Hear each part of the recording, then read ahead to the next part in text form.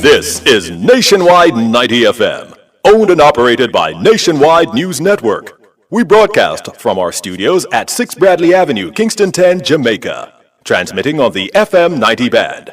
90.3 from Peters Rock in St. Andrew and Murphy Hill in St. Anne. Serving Kingston and St. Andrew, St. Catherine, St. Anne, parts of Clarendon, St. Mary, and St. Thomas. 90.5 from Huntley in Manchester, transmitting to St. Elizabeth, Westmoreland, Manchester, Clarendon, rural St. Andrew, and parts of St. Thomas. And 90.7 from Coopers Hill in St. Andrew and Flower Hill in St. James, serving Westmoreland, Hanover, St. James, sections of Trelawney, Kingston, St. Catherine, Clarendon, St. Mary, Portland, and St. Anne. Nationwide 90 FM also broadcasts on the World Wide Web on nationwideradiojm.com and on Flow on channel 916. Nationwide 90 FM, a revolution in media. You're listening to Nationwide 90 FM. The time is 6 o'clock. From the studios of Nationwide Radio, morning radio the right way. It's Nationwide This Morning.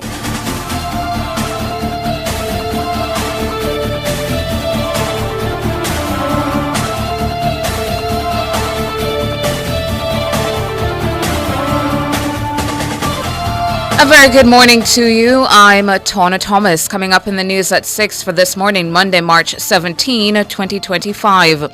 Ambassador Audrey Marks and Delana Seavright to be sworn into the Upper House of Parliament later on Monday. Businessman Ian Ives defeats incumbent South Manchester MP Robert Chin in internal party selection.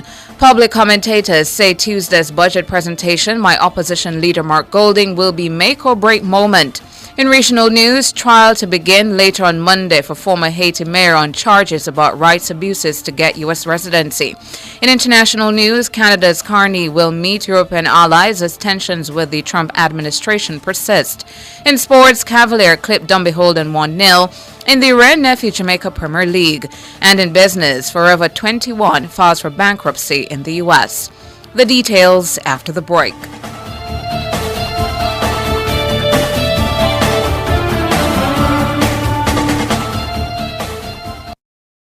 Upgrade your home or business with Cameron Industries and Joinery Limited.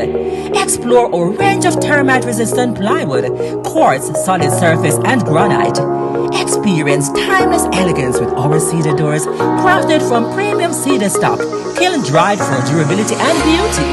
For quality and craftsmanship, visit us at the Trade Center Kingston 10 or Hatfield Mandeville. Call 876-963-0628-30. Cameron Industries and Joinery Limited. Transform your space today. Catch the first news of the day, a comprehensive package of local, international, sports, and business news. The news at 6 on Nationwide 90 FM.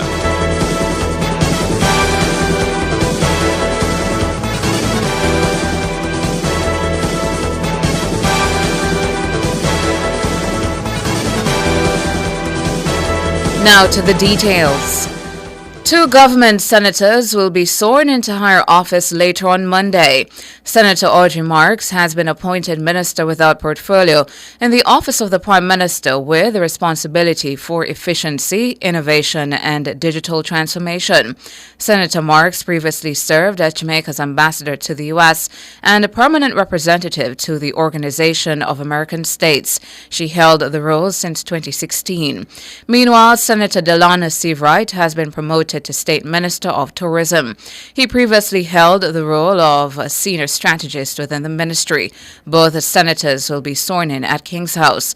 Prime Minister Dr. Andrew Holness says the appointments reinforce his administration's commitment to innovation, efficiency within the public service, and tourism development. There will be a new JLP standard bearer in South Manchester for the upcoming general election. Businessman Ian Ives defeated Member of Parliament Robert Chin in a selection exercise on Sunday. Ives won 54% of votes among party workers. Chin won 35% of votes cast, while prominent businessman Adrian Peart attracted 10%. Peart is the nephew of former PNP MPs Dean Peart and Michael Peart. Chin, the first-term MP, had beaten the PNP's Michael Stewart by 890 votes in the 2020 general election, but his time in the constituency has been turbulent. In the lead-up to Sunday's selection exercise, JLP councillor for the Grovetown division in the constituency, Iceville Cherry Brown, was heard in a leaked recording urging Labourites to support Ives in the selection exercise. She was heard in the recording suggesting that she was setting aside $5,000 in exchange for the person she was conversing with to support Ives in the selection contest. You get me? Next week, we're going to put on a $5,000 for you. We're going to have a runoff. And you have to vote for who me tell you, because we need an MP to work with. Chin is not working with us. So one to Adrian. He does not have the amount of support to win. He cannot win the runoff. So if you go vote for him, you waste your time. Mr. Ian from Seer, he has a whole of chorus workers that go vote for him. He has a whole of Alligator Park division because he's from Alligator Park. He has 3/4 of Newport. Responding to the leaked recording, Chin admitted to Nationwide News that he was not on good terms with two JLP councillors in South Manchester. Now it's a general election, and now I've taken a more hands-on approach because I too now need to market myself to show what I've accomplished over the years. That has not gone down well with especially the councillors. When I throw myself under the bus for them, and now I expect them to pull me from under the bus. They bring a loader man and a driver to run the bus over me. Robert Chin speaking with the Nationwide News last week. With Chin now on borrowed time in the constituency, Ives will have the formidable task of beating Peter Bunting in the South Manchester contest come election day. There's a call for Jamaicans to consider the recent taxation history of both the PNP and JLP when they are to decide which party should form the next government. Government Senator Abka Fitzhenley made the call at a meeting of the JLP's Area Council 1 in South St. Andrew on Sunday. The other side imposed $60 billion of taxes on the people of Jamaica in their last term. The government of Andrew Michael Holness has gone approximately 10 consecutive years of no new taxes. Them tax party, them tax handcart vendor. The Jamaica Labour Party believes in putting money back into the pockets of the people of Jamaica to give you a chance to provide for yourself and your families. And that should have been Southeast St. Andrew Area Council 1 meeting in Southeast St. Andrew. Senator Fitzhenley, who is chairman of the JLP's Communication Task Force, told Labourites to not be distracted by what he describes as an advertising blitz by the PNP in parts of the corporate area. But as our deputy leader indicated, it is the duty of the various arms and organs of the party to put the party leader in a position that whenever he's ready, he can go forth. The communication department of the Jamaica Labour Party has shifted into another gear. We have a couple more gears to go, and I drive up and down the corporate area and I see people putting up signs on the other side. But Labourites, be calm. Let them go and dole out their money. We're pacing ourselves, because when that day comes and we hit high gear, the third term will be assured for the government of Prime Minister Andrew Holness and the Jamaica Labour Party. Senator Abka Fitzhenley. National Security Minister Dr. Horace Chang says the continued steady decline in homicide numbers in the country bodes well for the language used by both the U.S. and Canadian governments in travel advisories issued to their citizens. Dr. Chang was speaking on Sunday at a meeting of the JLP's Area Council 1.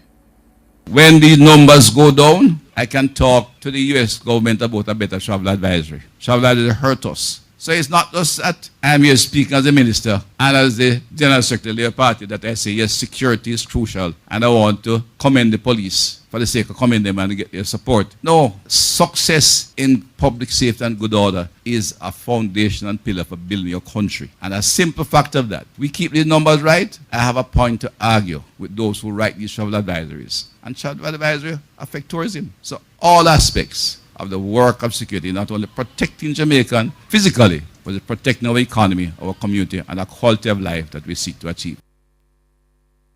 Dr. Horace Chang, National Security Minister. Since July last year, the U.S. State Department has maintained a Level 3 advisory on travel to Jamaica.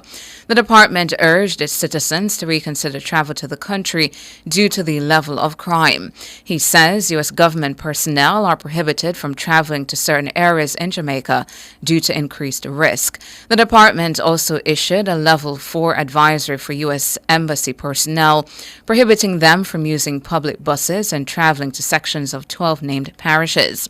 They include St. Anne, St. Catherine, Clarendon, St. Elizabeth, Hanover, St. James, Kingston and St. Andrew, Manchester, St. Thomas, Trelawney, and Westmoreland. According to the State Department, violent crimes such as home invasions, armed robberies, sexual assaults, and homicides are common. A make or break moment for Mark Golding. That's how political commentator Lloyd B. Smith is describing what's at stake for the opposition leader when he makes his contribution to the budget debate on Tuesday. Mr. Golding has to realize that this will be his defining moment, a make or break scenario in which he has to come across, first of all, as prime ministerial in rating. The fact is that when all is said and done, this is not just a JLP versus PMP election. It's a Golding versus Holness election. The reality is that it's going to be a close election, and what is going to make the difference is which leader can attract those persons who are sitting on the fence and those who, for whatever reason, have decided not to be a part of the electoral process. And so he has to present a very clear-cut vision, not a pie-in-the-sky type of vision. Smith is warning Mark Golding to avoid making pie-in-the-sky promises. I would suggest to him that he does not go the tribal route. We have had enough of that. Yes, he has to show that he has some fire in his belly. He can't come across as being pliant and easygoing. He has to show that he has a passion to serve. But at the same time, Jamaicans are getting tired of what we call the tracing and the throwing of words and so on. So he has to raise the bar, he has to rise above the fray and give Jamaicans a feel of what he, as a Prime Minister and ultimately a President of the Republic of Jamaica, will bring to the table in terms of taking us to a better place. Lloyd B. Smith, a political commentator. Meanwhile, political commentator Jermaine Barrett believes that the PNP will have trouble winning over the electorate if Mark Golding does not present a clear and credible plan to address the issue of economic growth. Mr. Golding must present a plan, a reasonably rational, sensible plan that convinces Jamaicans that his party has a viable option for promoting economic growth and sustainable development for Jamaica. We are trapped in a low-growth spiral, and for the opposition to really win the hearts and minds of Jamaica, they have to really prove that whatever they're coming with is not only just viable, but is more persuasive than the alternative coming from the Jamaica Labour Party. Jermaine Barrett, political commentator. Following Sunday's seizure of several rounds of ammunition in Spanish Town, head of the St. Catherine North Police, Senior Superintendent Hopton Nicholson, says he's determined to establish order in the old capital. Multiple joint military operational activities were conducted in communities in and around the Spanish Town area. Now, during one of these operations in the St. John's Heights area, one illegal firearm loaded with 12 rounds of ammunition was seized. One man who is of a Clarendon address was arrested for this seizure. Other operations were also conducted in the McVickers Lane area that is located off Old Harbour Road, where 5.380 cartridges and 5 12-gauge cartridges were recovered in a full cube no arrest was made for these recoveries. SSP Nicholson says residents are cooperating with the security forces.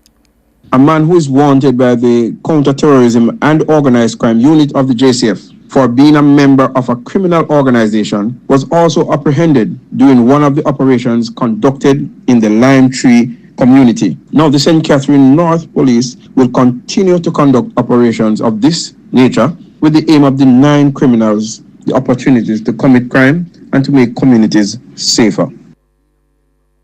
Senior Superintendent Hopton Nicholson, head of the St. Catherine North Police Division. Member of Parliament for North East St. Anne, Matthew Samuda, is to tour the Ocherius Market this morning after a section of the facility was damaged by fire on Sunday. I was in contact with the mayor of Ocherius right as we were standing. 8 shops have been damaged towards the back of the market, which is the side furthest away from Main Street. It is the side of the market which is closest to Ocherius Transport Center. 8 shops have been damaged or completely destroyed. I have no report of loss of life at this stage. Myself and Minister Mackenzie will tour the facility tomorrow morning at 9. So we assure all those affected that we will be bringing senior members of the Ministry of Local Government and of course agencies like the Social Development Commission to ensure that we're able to provide assistance as a matter of urgency to those who have lost their livelihood. Samuda says the relevant authorities have been mobilized to assist those affected by the fire. We are aware Councillor Isaacs and His Worship the Mayor Michael Belnavis are already on the ground. The CEO of the Parish Council is en route. SDC has already been advised and is helping us with assessments. SSP Powell of the JCF has deployed a high-level team there. So all of the necessary agencies for state response are mobilized. And in terms of the social and economic response that will come post the assessments done by the SDC. Matthew Samuda, Member of Parliament for North East St. Anne. He was speaking with Cliff Hughes at a meeting of the JLP's Area Council 1 on Arnold Road in South East St. Andrew on Sunday. The National Environment and Planning Agency, NEPA, says it continues to investigate the source of the fish kill along a section of the Rio Cobre on Saturday.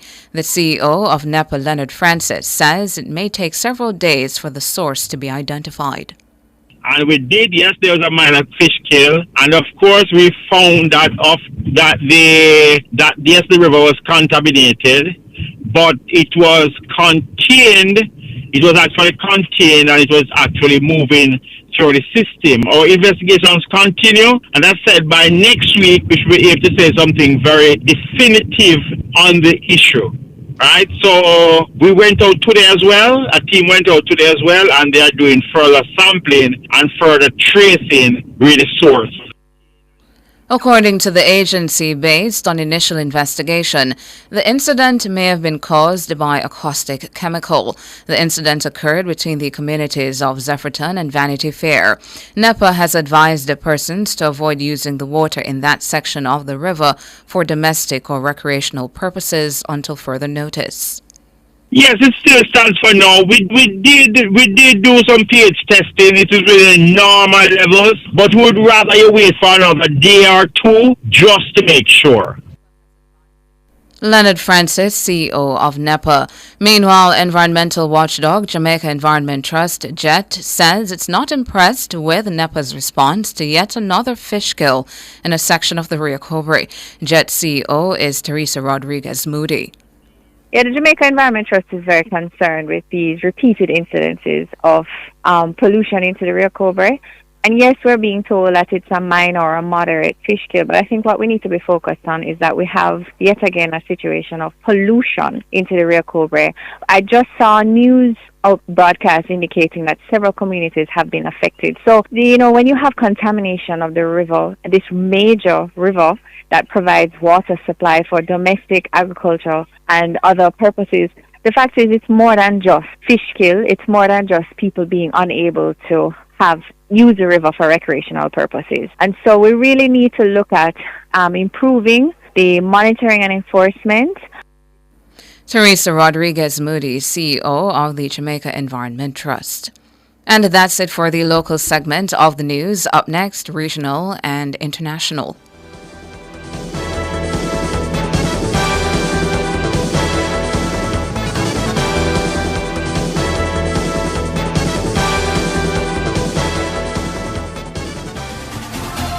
For all your electrical needs, visit ABC Electrical Sales. They stock a wide variety of electrical supplies including plugs, switches, panel boards and conduits, plus energy-saving fixtures. ABC Electrical Sales stocks brands like GE, Siemens, Philips, Cutler Hammer and Allen Bradley. They also offer free island-wide delivery just to suit your needs.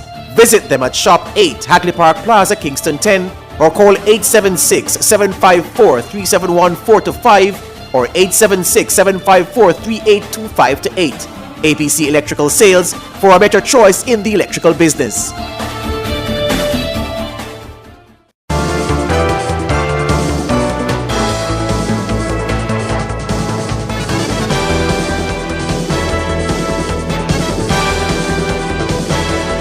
In regional and international news this morning, a former mayor in Haiti, is set to go on trial Monday after authorities said he lied on his visa application about committing rights abuses in his country. Jean Morose Villena, who has been living near Boston, Massachusetts in the U.S., was indicted in 2023 on 3 counts of visa fraud.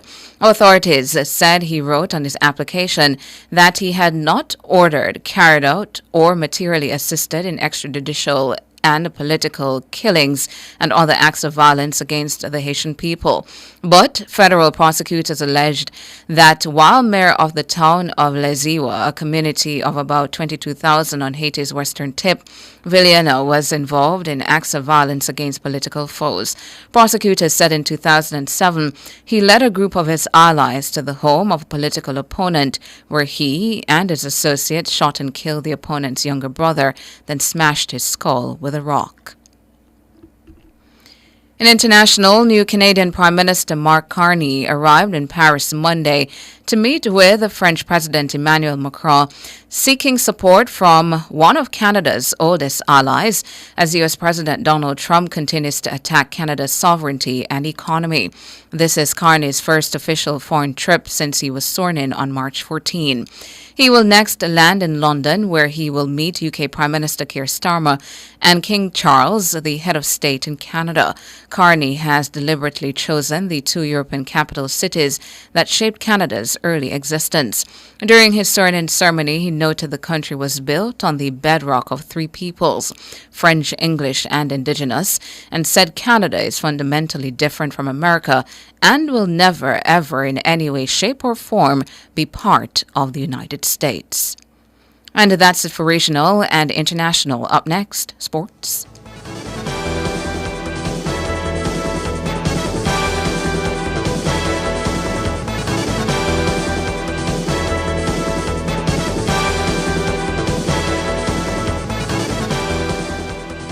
The University of the Commonwealth Caribbean Roadshow, the roadmap to your future. Join us for fast and easy registration, informative sessions, one-on-one guidance, and more. Look out for us on March 11, Port Antonio, March 13, May Pen, March 14, Morant Bay, March 18, Mandeville, March 21, Ocho Rios, March 25, Montego Bay, and our last stop, March 28, Halfway Tree. UCC Roadshow, the roadmap to your future. You don't want to miss it. Visit www.ucc.edu.jm for more details. You can have it all. Company events, birthday parties, or the wedding of your dreams. It's all possible at Grand Palladium Hotels and Resorts. We have magnificent event rooms and a dedicated team that will make your event the best experience that only Grand Palladium Hotels and Resorts can offer. Contact us at 876-619-0000 or call your favorite travel agency and ask about our promotion designed especially for you. I pursue opportunities. I prepare for opportunities. I plan for opportunities. With Sagicor e-Invest, you can prepare, plan for and pursue IPO opportunities. Browse IPOs, review IPO details and prospectuses. Select and apply for a featured IPO. I-P-O. With Sagicor e-Invest. Think wealth. Visit sagicor.com.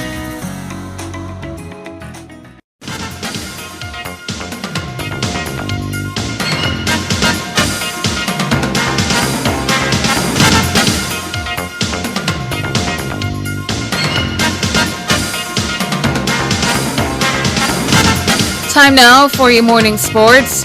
Champions Cavalier, fresh from the CONCACAF Champions Cup encounter with Inter Miami, clipped Dumbeholden 1-0 in the Red Nephew Jamaica Premier League on Sunday. Dwayne Atkinson scored the winning goal for the Rudolph Speed coached unit in the 63rd minute. Cavalier are now 5th on the league table with 48 points from 28 games. In other results, Malines United and Chapelton Maroons drew 1-1. Humberline beat Harbourview 1-0. Portmore United edged Very United 1-0. And Tivoli Gardens outscored Waterhouse 3-2. Akeem Peterson and Amali Randall scored 2 goals each in Corville Gardens' 7-0 win over Pembroke Hall in the Casafa Red Nephew Major League Football competition on Sunday. Devonta Cephas and Nathaniel Campbell were also on the scoreboard.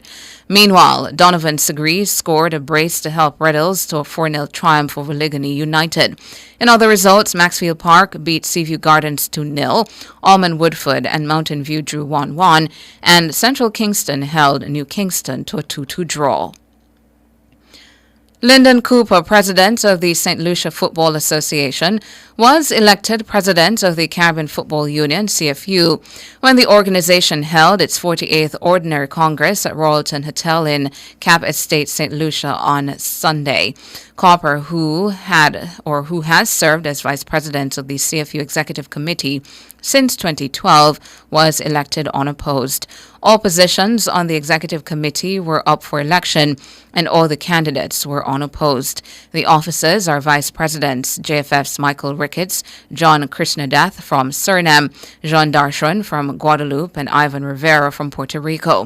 The members are Glenn Etienne Dominica, Anya James Bahamas, Gurdon Connor Anguilla, and Mark Wade Bermuda. Cooper pledged to find consensus among the 31 members of the CFU and committed to continued collegiality with FIFA and the One CONCACAF philosophy. And that's it for your morning sports.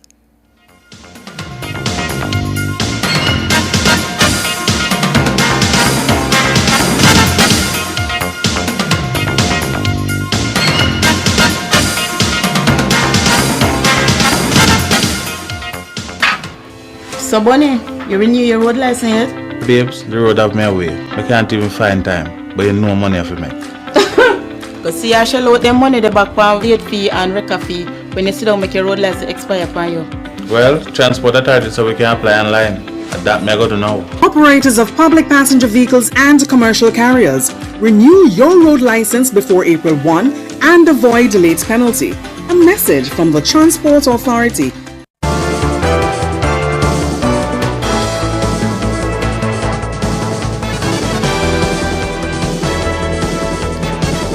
In business this morning, Forever 21 could be a step closer to shutting down operations in the U.S. after the brand's operating company filed for bankruptcy protection. The BBC is reporting that the firm said in a statement that its stores and website in the U.S. will remain open as it begins its process of winding down.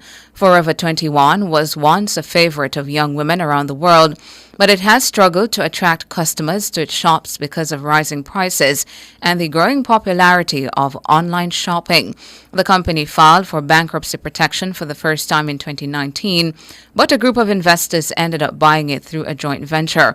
Brad Sell, the company's chief financial officer, said in a statement that they have been unable to find a sustainable path forward given competition from foreign fast fashion companies, as well as rising costs, economic challenges impacting their core customers. The firm said it would conduct liquidation sales at its stores and that some or all of its assets would be sold in a court-supervised process.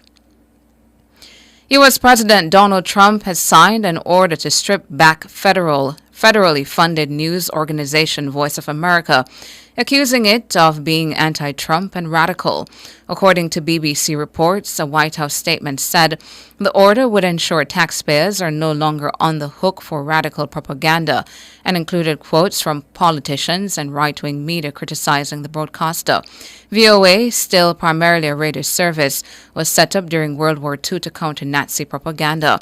It says it currently reaches hundreds of millions of people globally each week.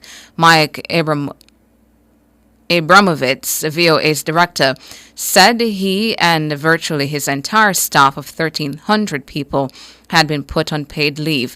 He said that the order left VOA unable to carry out its vital mission, especially critical today when America's adversaries like Iran, China, and Russia are sinking billions of dollars into creating false narratives to discredit the United States. The National Press Club, a leading representative group of 4 U.S. journalists, said the order undermines America's long-standing commitment to a free and independent press. And in foreign exchange trading this morning, the Jamaican dollar will open trading today, selling for an average $157.30 against the benchmark U.S. dollar. The Jamaican dollar will open trading today, selling for an average $110.08 against the Canadian. And finally, the Jamaican will open trading this morning, selling for an average $206.49 against the British pound. That's it for business this morning.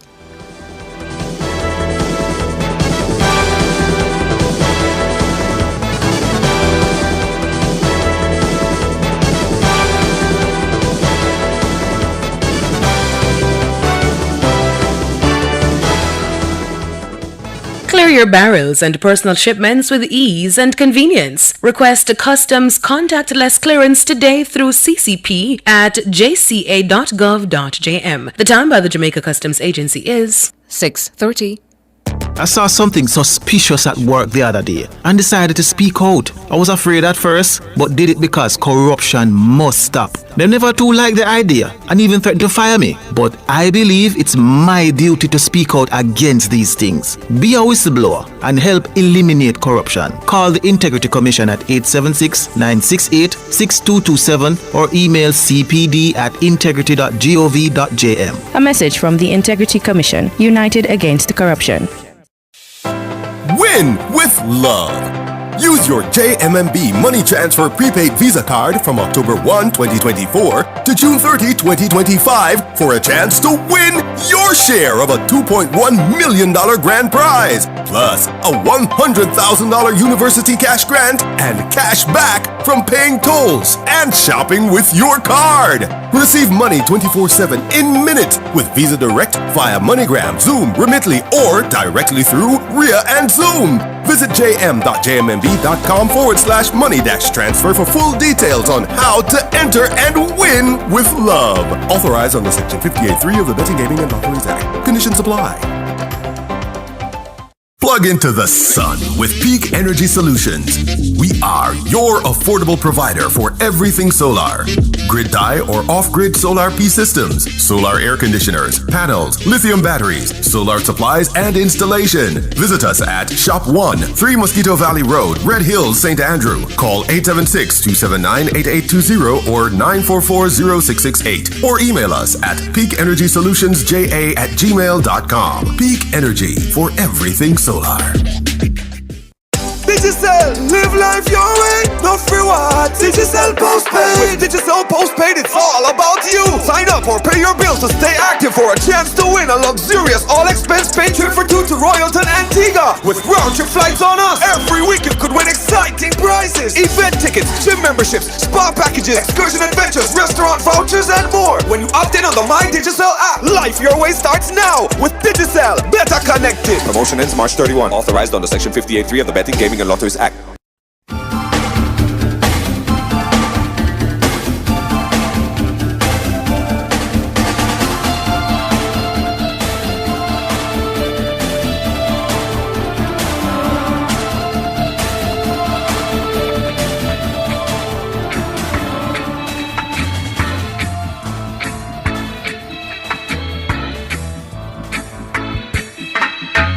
Don't worry about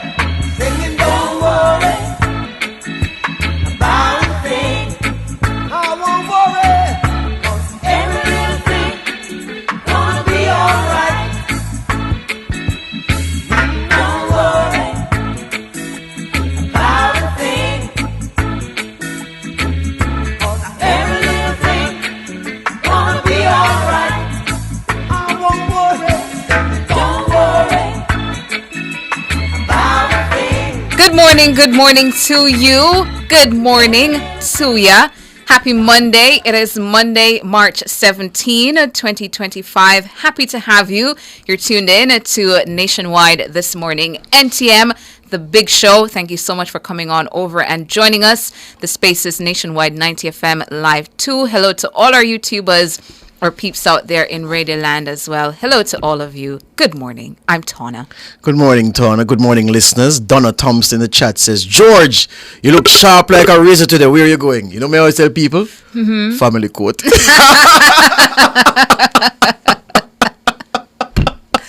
do look really nice. Thank you, my friend. Thank you, my friend. Thank you very much. Thank you very much. I love the tie. Yeah, man. It brings everything together. Thank you very much. Thank you very much, miss. Thank you very much, miss. Yeah. Yeah, lots of compliments coming in the man, chat here. People are going on with themselves in the chat. You look very studious. Yes, are the glasses, isn't it? Yeah. Jeez, please. You know, if you see a room of people and the one with the glasses and they say, pick the smart one, they go pick, most people say the one with the glasses are the smart one. Yeah, it's because of how we've been cultured from we were younger. Yeah, the bright one. You watch all of the movies. And the nerdy kid is always wearing glasses. Yeah. Because they read enough and this, that, poor thing them. Not go so. Not go so. Yeah.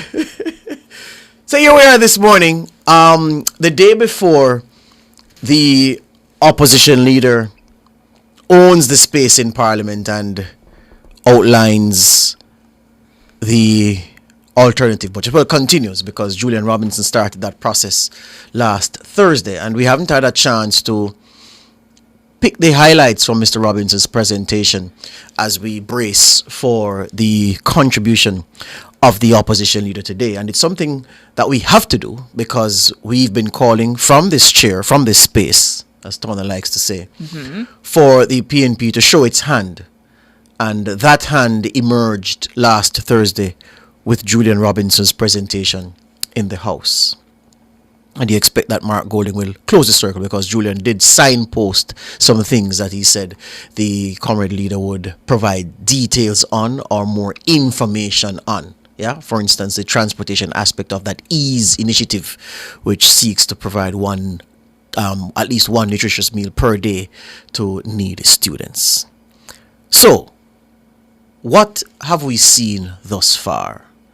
I'm going to give Julian Robinson time, of course, to look at his thing. But let me say quickly that the simple question, well, the simple choice, perhaps it's not simple, but the choice before Jamaicans is this. With what you've seen this administration in office do, and what you've heard Favour Williams say they will continue to do, and the new things that they have put on top of what they are doing now, when you take that and you put that on one side of the table, and then you take what Julian Robinson has put forward as the course the PNP will take if it comes to office, and you put that on the table. I know the debate is still only in its infancy. We've heard 2 or 5 speeches. But when you put those two things on the table, are you minded to continue with the government that is in office with what they have laid out? Or are you minded to change and put the PNP in because what the alternative put forward by Julian Robinson emerges as better than what this government has done and says it will continue doing? That's what it will boil down to. Of course, it's never simple as that. There are shades of grey, there's black and white, there's a dash of pink. Yeah. So it's not an easy consideration, but at the end of the day, that's what the budget debate will boil down to. Which team are you working with? The one working now with the promises or the commitments that they've given to you, or the alternative which says, listen, this ain't going anywhere. Hitch your wagon to this racehorse or to this team of horses. Now, Julian Robinson, I will avoid the assessment of speakers from manner and, excitement and everything. I mean, that's a large part of the political theater. And that's a part of it, for some reason, not just in this country, but everywhere. We expect our politicians to be everything all the time, altogether. We expect them to be good looking. We expect them to be the best orators. We expect them to be the wisest people, all rolled into one. When we don't get one of the big things that we look for, we complain. Let's just look at the substance of what Julian Robinson said. Was Julian Robinson's presentation last week, Thursday, a good presentation? Yes, it was. Yes, it was. Julian Robinson's style is never confrontational. Julian Robinson, some people believe he's a wooden character. He gave them more reasons to say that's a ridiculous assessment of me by his jibes about the jacket. The jacket line really connected. Yeah, talking about paternity for the economic stability which the JLP have built on. His ideas do lack some detail, some of them, but I'm not knocking him for that, because in the context of a budget debate, you of course you want everything costed, to say, Mr. Speaker or Madam Speaker, this that we are planning to do will cost X, or we will take the money from here and do this. Not all of the ideas, in fact most of them didn't have those two appendages attached, but I'm not killing him for that, because there's still the course for the election campaign to run, there's still a manifesto to be printed, and there's still room for those costings to be attached. You can know a good idea when you turn it over in your mind, you ask people about it, you contemplate it, and you are still to come down hard on where you stand on the idea. That's the germ of a good idea. A good idea is just that thing. You can't just hear it, make up your mind immediately. Robinson's idea about the banks. To tell you the truth, Robinson's idea about the banks and how to treat the banks caused me to go back and read my copy, battered and tattered now. I've had it so long. Wealth of Nations, Adam Smith, talking about the invisible hand and the economy, because I wanted to see what the principles of that were and how it would work now. Because make no mistake, for what Julian Robinson is proposing, where the banks are concerned, to increase competitiveness so that the public can get an advantage down the line, it is an interventionist move. Do you want your government to act in such a way that the money that it holds on your behalf, and again, gives me another chance to say there is no such thing as government money or public funds. It's the taxpayers' money. Every single dollar of it is our money that the government holds on our behalf. Holding that money on our behalf, it says, rather than the concentration across the big two, NCB and Scotia, where deposits are concerned, is going to establish a competitive process that all 11 deposit-taking institutions have a chance at getting a piece of the pie. That for me was the biggest of the ideas that Julian Robinson put on the table, because it breaches the principles that we were taught about the intervention of the government and how the invisible hand should stay invisible. Now, I say breach not in a negative sense. It goes against conventional thinking in my book, and based on my understanding, that does not mean it is wrong, because convention is made to be broken. Yeah? But I'm saying, if it is that you go that route, and I listened to him carefully, he said that we will ensure that the money is spread beyond the big two in a competitive process. And that's where I have the problem, because I'm saying, how are you going to ensure that the big two don't come out at the end of any competitive process as the winners? How are you going to ensure that a competitive process guarantees a particular outcome? Then the process isn't competitive. And so, Mr. Robinson, I'd like a little bit more information, a lot more information on how that will work, because the statement seems to be at variance with itself. Because again, if you're going to put something down where everybody has an equal chance to get a share, but at the same time you say to me, you are going to ensure that two don't take all, but the process is going to be competitive, I'm not understanding that. The other thing to consider is this. Are you going to put things in that competitive process to ensure that the big two is restricted to only a particular portion of those deposits. That I think would be problematic, and that is where the principles about the free market economy and how it works and how a government should be in a situation like dealing with commercial banks, free enterprise, that is where I think the problem lies, conventionally thinking. But perhaps it is that the details you will share will cause me to take another perspective than the one I studied for 4 years and that I've read countless times in many different situations. So I need, sir, more details on how that will work, and I need you to show me a path as to how that will deliver the benefits that you are wrapping up implicit in that move to increase competitiveness in the commercial banking sector. The other one is this. I know that the 65 and over benefit for NWC customers, I have some questions there. I think that's a good idea because, again, the PNP clearly trying to reach that part of the demographic that every survey, regardless of who conducts it, when Tana does her survey, she finds the same thing, that 65 and over is where the PNP have firm support and is where they're better than the JLP up at that stage. But for those who will get that NWC benefit, Julian Robinson, you say that there'll be a committee established to set the rates and to determine what the flat rate is and ensure that persons don't abuse the system. And I'm wondering about that. Because if you say you're setting up a committee, it does suggest that the committee will have life perpetual. Meaning the committee will be established and existing as a going concern then, to use a business phrase.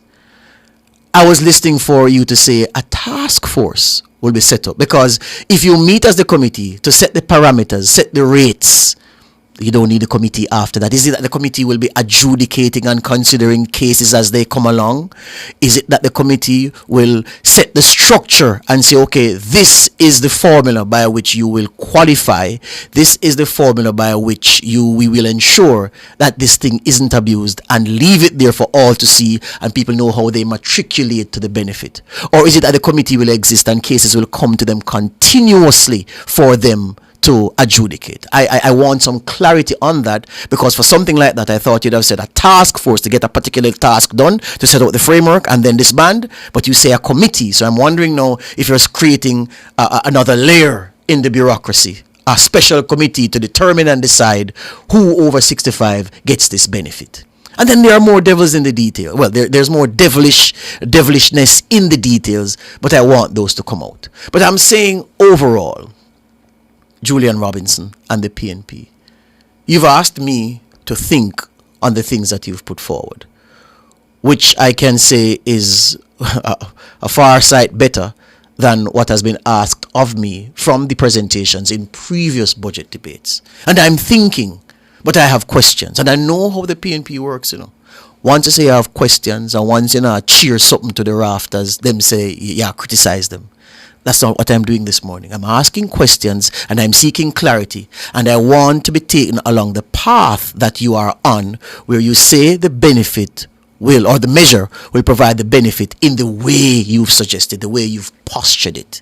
Yeah, I have a lot of questions as well about the energy aspect, because I saw some language in the plan for energy and plan for economic growth that I'm trying to break through the language to see what the strategy is, and trying to imagine what the tactics are to support the strategy. I'm not seeing that yet. I'm not saying there is no strategy and no tactics. I'm just saying that based on how it was presented, I'm not seeing it yet. But at least I'm satisfied that you've asked me to think.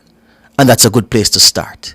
So let's see how Mark Golding closes the circle, because it does appear as if it's a coordinated, it's a set piece presentation. I'll do this aspect, and then you come in now, comrade leader, and you complete the whole. I'm waiting for the orb to come together.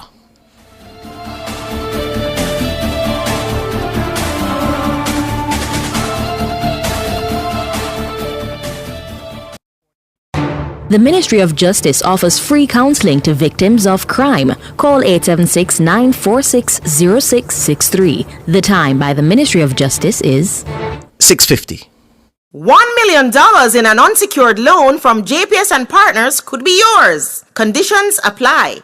The Temperature, complement of JPS and Partners Cooperative Credit Union, your financial partner for life, is 26 degrees Celsius in Kingston, 25 degrees Celsius in Montego Bay, 20 degrees Celsius in Mandeville. Yo, my boss. Yo. Yo, my general. Yo, my king. The new BK Mega Stacker. Come for run everything. Choose your style. Double, triple, or quad stack. Juicy grilled beef. Plus crispy bacon, some starkerific sauce, and layers of melted cheese. So if you think you can angle it, satisfy yourself today. Order the BK Mega Stacker and have it your way. The new BK Mega Stacker. Built for satisfaction. Limited time. Only at Burger King. JPS. Aye, my JPS app. The mobile app brave as I said hot. With the mobile app, you feel know you can't flop the app in a happiness. Cause what? My JPS app easy to a riddle my light of it bright than the moon. If I want thing me love me JPS app, me I tell you about it in a the tune. My JPS app easy to a riddle for me light of it bright than the moon. If I want thing me love me JPS app, yeah we fully outside with the crew. JPS, pouring what matters. From corporate events to unforgettable weddings, from thrilling sporting events to vibrant exhibitions, whatever you're planning, make it unforgettable at the Montego Bay Convention Center, where dreams come to life, where connections are made, where memories are created. For a limited time, get 20% more value on room rentals for March and April events. This isn't just an offer, it's your chance to make a statement. Call 876-619-7661 or visit mbconventioncenter.com. Street Smart and the JUTC Morning Commute is brought to you by JUTC, your route to excellence.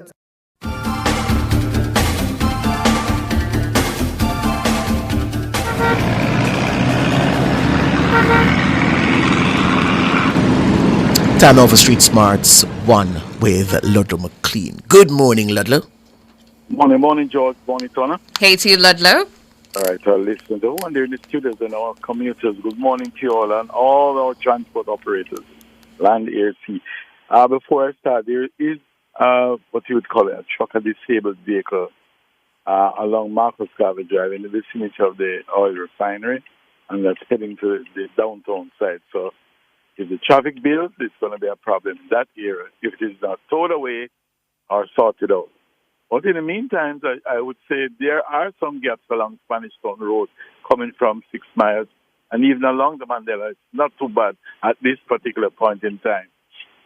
Those of you on the Washington Boulevard side also have gaps between 6 miles and going as far as Kenny Drive in Pembroke. So it is not as from Monday morning. And those of you going through Meadowbrook Estate, it is also not too bad. A little bit up just before you get onto Reddy's Road, or going down further down Reddy's Road and Malines Road and all these areas. It's the movement is not too bad, except when you get to the intersection of Malines and Washington Boulevard. It's the same thing along Reddy's, just in the vicinity of the overpass by Washington Boulevard and Dunrobin. And then it's steady flow all the way back down to Reddy's Road, and it's the same thing on Dunrobin Avenue until that build up as usual, Dunrobin, Constance Spring Road. Much of Barbican, the flow is steady in that area in both directions, both towards East King's Road and coming towards Grand Spence. But remember, each moment the traffic builds. So until about 7:18, it's back to you in the studio. Sir George? Thank you, Lolo there with Street Smarts. One up next, the word of the day. Street Smart and the JUTC Morning Commute was brought to you by JUTC, your route to excellence. Your word of the day is spelled S-H-A-M-R-O-C-K, spelled S-H-A-M-R-O-C-K. Shamrock. Shamrock. Shamrock. Jermaine, asking you to find a picture of Shamrock. Oh, on the ball. Great. So on our YouTube channel, Nationwide 90 FM Live, showing you a picture of Shamrock, which is your word of the day. The meaning, a type of clover used as a symbol of Ireland. A type of clover used as a symbol of Ireland. Shamrock, first recorded between 1565 and 1575, between 1565 and 1575. To use it in a sentence, the baker's signature St. Patrick's Day cake featured shamrocks made of frosting. Shamrock is your word of the day.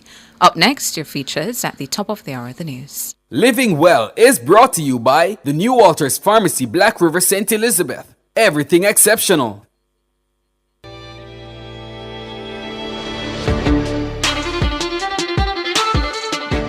Today on Living Well, the dangers of laxatives. I am sure that many of us as children can remember when you were told that you needed a washout.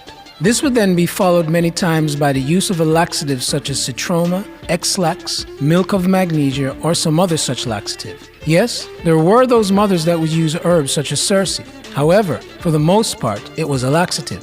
For those of you out there that is still using this practice, it's a very bad idea.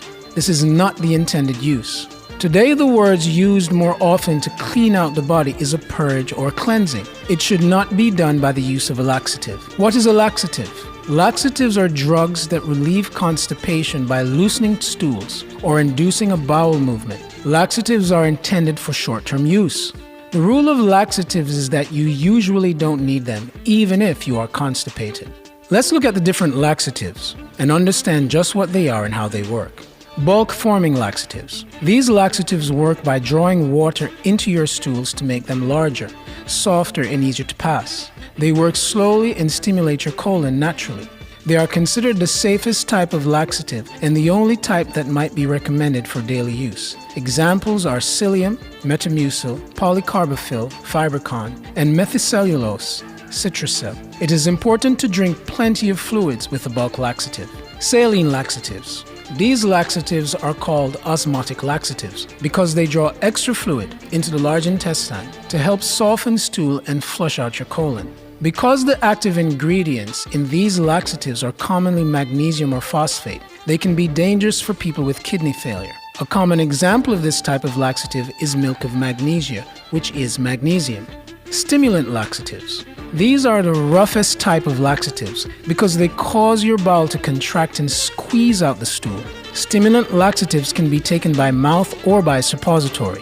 When taken by mouth, they work in about 7 hours. By suppository, they can work in about 30 minutes. These laxatives should never be used more than once every 3 days because they can cause your bowel to lose its ability to contract. A common example of a stimulant laxative is Bisocodil, Dulcolax, and Correctol. Here are the dangers of using laxatives. Internal organ damage may result, including stretched or lazy colon infection, irritable bowel syndrome, and rarely liver damage. Severe dehydration. This can cause tremors, weakness, blurry vision, fainting, kidney damage, and in extreme cases, death. Dehydration often requires medical treatment. Disturbance of electrolyte and mineral balances. Sodium, potassium, magnesium, and phosphorus are electrolytes and minerals that are present in very specific amounts necessary for proper functioning of the nerves and muscles, including those of the colon and heart. Upsetting this delicate balance can cause improper functioning of these vital organs. If you feel that you or your child need to cleanse yourself, try changing your diet to a more natural one. Drink more water and seek safe herbal methods. A laxative is not the way to go. That's Living Well for today. Tune in next time for Toenail Fungus. Living Well was brought to you by the New Walters Pharmacy, Black River, St. Elizabeth. Everything exceptional. Fearless and fair. Nationwide 90 FM. Losing your sanity is as easy as 1, 2, 3. Believe me. I don't want you to be on edge, so I'm here to help you with your mental health. Let's talk mental health here on Lifestyle Pages. I'm Tana. Value who you are. Spend time getting to do things that you like. Boost your self-esteem and love yourself. You are wonderfully made. Take care of your body. Avoid cigarettes and the consumption of other dangerous substances in your body. Drink plenty of water, eat fresh fruits and vegetables. Exercise. This helps to minimize depression and improves your mood. Surround yourself with positive people. Quiet your mind through meditation, reading, listening to music, and of course, I suggest Enigma. You can find her on YouTube and learn to pray about your trouble. And when you do, have faith that it will be answered. Stop stressing. Signing out from your lifestyle pages, I'm Tana. Nationwide 90 FM, continuing the tradition of fair, fearless, and factual reporting. Jamaica, let's make road safety a priority. Slow down, stay focused. Remember, every life matters. The time brought to you by the JIS is 7 o'clock. If you need to build it, plumb it, weld it, pave it, or power it, National Supply has it. Get the best brands for the job at Jamaica's Industrial Hardware Superstore, Kingston Normal Bay. The temperature by National Supply is 6 degrees Celsius in Kingston, 25 degrees Celsius in Montego Bay, 20 degrees Celsius in Mandeville.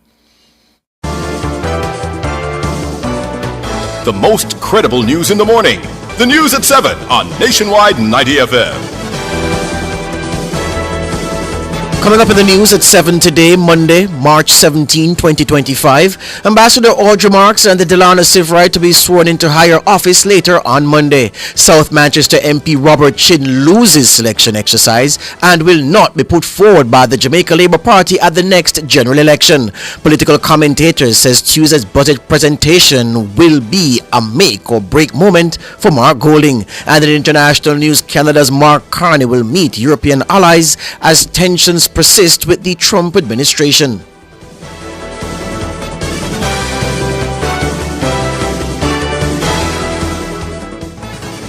If it's news, it's got to be Nationwide 90 FM. Now to the details. 2 government senators will be sworn into higher office later on Monday. Senator Audrey Marks has been appointed Minister without portfolio in the Office of the Prime Minister with responsibility for efficiency, innovation and digital transformation. Senator Marks previously served as Jamaica's ambassador to the United States and as permanent representative to the Organization of American States. She held the roles since 2016. Meanwhile, Senator Sivrite has been promoted to State Minister of Tourism. Delana Sivrite previously held the role of Senior Strategist in the ministry. Both senators will be sworn in at King's House. Prime Minister Dr. Andrew Holness says the appointments reinforce his administration's commitment to innovation, efficiency within the public service, and to the development of tourism. There will be a new JLP standard bearer in South Manchester for the upcoming general election. Businessman Ian Ives defeated Member of Parliament Robert Chin in a selection exercise on Sunday. Ives won 54% of votes among party workers. Chin won 35% of votes cast, while prominent businessman Adion Peart attracted 10% of support. Peart is the nephew of former PNP MPs Dean Peart and Michael Peart. Chin, the first-term MP, had beaten the PNP's Michael Stewart by 890 votes in the 2020 general election, but his time in the constituency has been turbulent. In the lead-up to Sunday's selection contest, JLP councillor for the Grovetown division in South Manchester, Iceful Cherry Brown, was heard in a leaked recording urging Labourites to support Ives in the selection race. She was heard in the recording suggesting that she was setting aside $5,000 in exchange for the person she was conversing with to support Ives in the selection contest. You get me? Next week, they're opening a 5,000 for you. We're going to have a run-on.